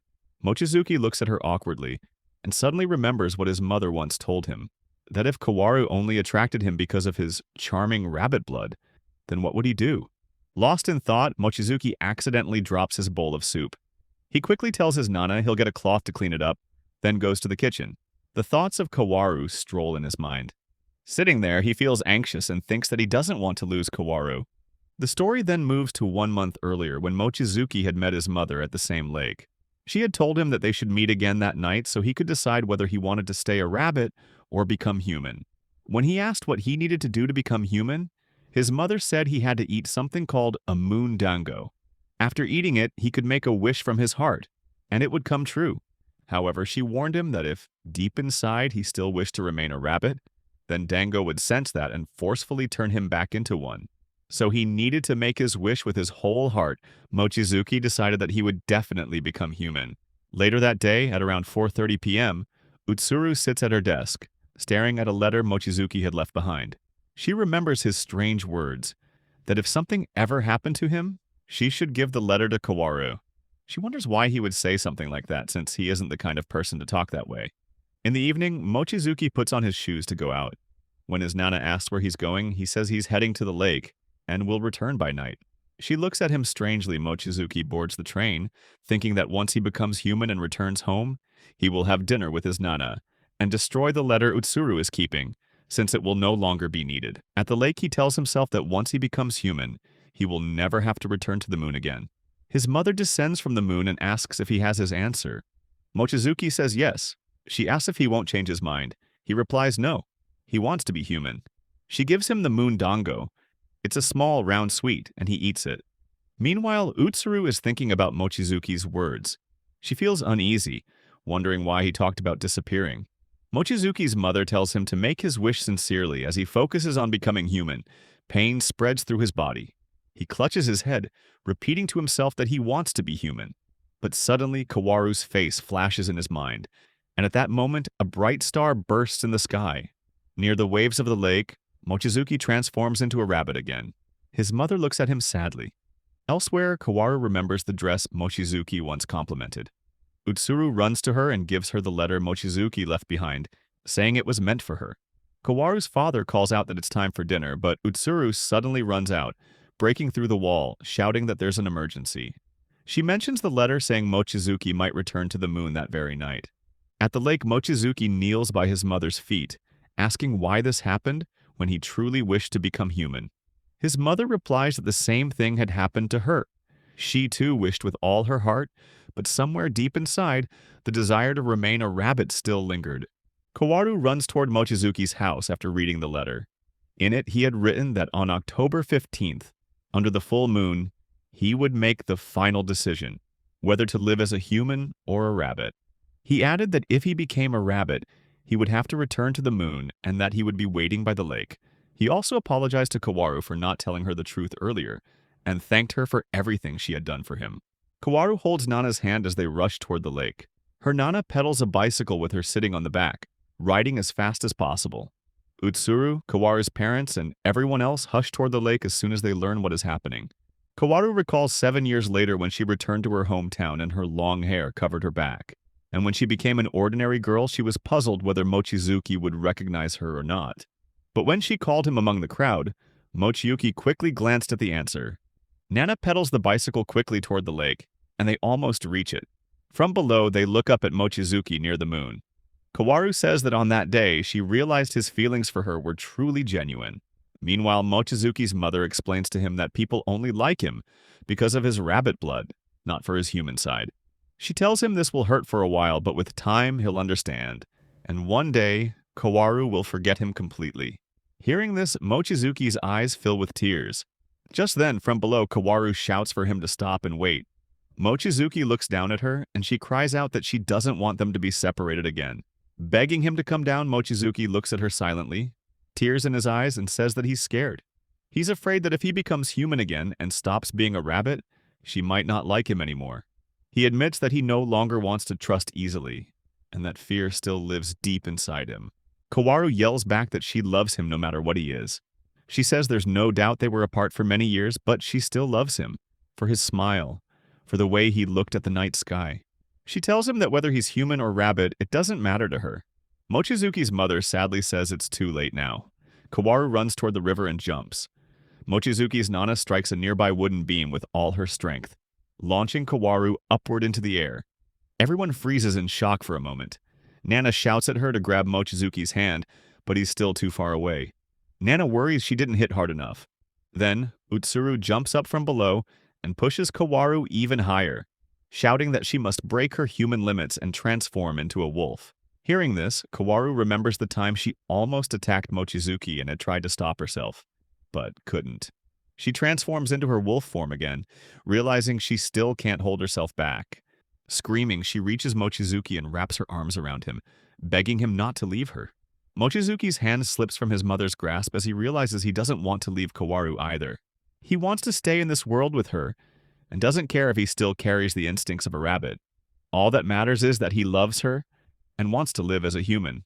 They both fall together into the water while Utsuru and Nana watch from the shore. The Moon Dango spirit, the wish-granting rabbit, appears and asks Mochizuki if he no longer wishes to remain a rabbit. Mochizuki shakes his head. He doesn't want to be one anymore. Then, miraculously, he transforms into a human again. Even his mother looks astonished. Both of them fall deeper into the water as Kowaru's father and Nana rush in to rescue them. Mochizuki weakly apologizes to Kowaru, tears in both their eyes. Kowaru, crying, tells him she'll never forgive him for keeping everything from her. But Mochizuki promises that from now on, he'll never leave her again. Kowaru asks if that was a proposal, and Mochizuki shouts that, yes, it is. He wants to marry her. Kowaru throws her arms around him, and they look into each other's eyes lovingly. Soon, Kowaru's parents and Nana arrive. Utsuru calls from the shore, saying the water is freezing and they need to get out. They pull the two from the river. Kowaru's mother looks toward Mochizuki's mother and calls her down.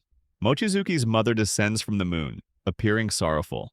Kowaru's family and Mochizuki's mother stare at each other in stunned silence.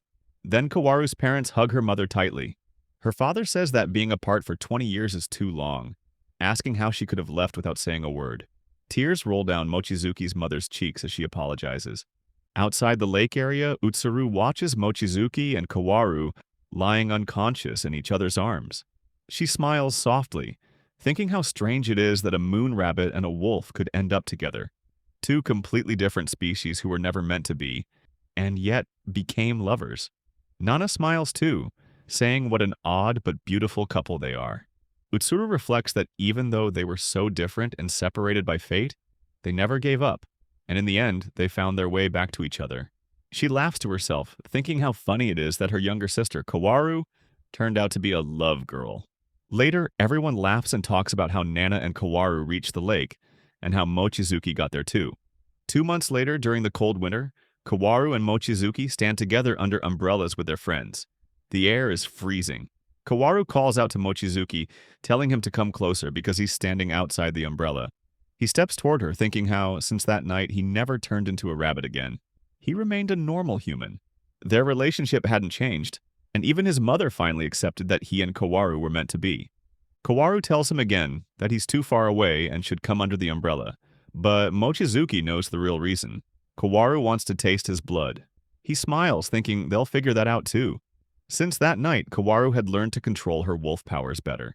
She transforms slightly, using her tail to pull Mochizuki closer. He slips and falls on top of her, creating a soft, romantic moment. The umbrella rolls aside as Kowaru lies on the ground in Mochizuki's arms, both of them holding hands tightly. Here I am, know it's been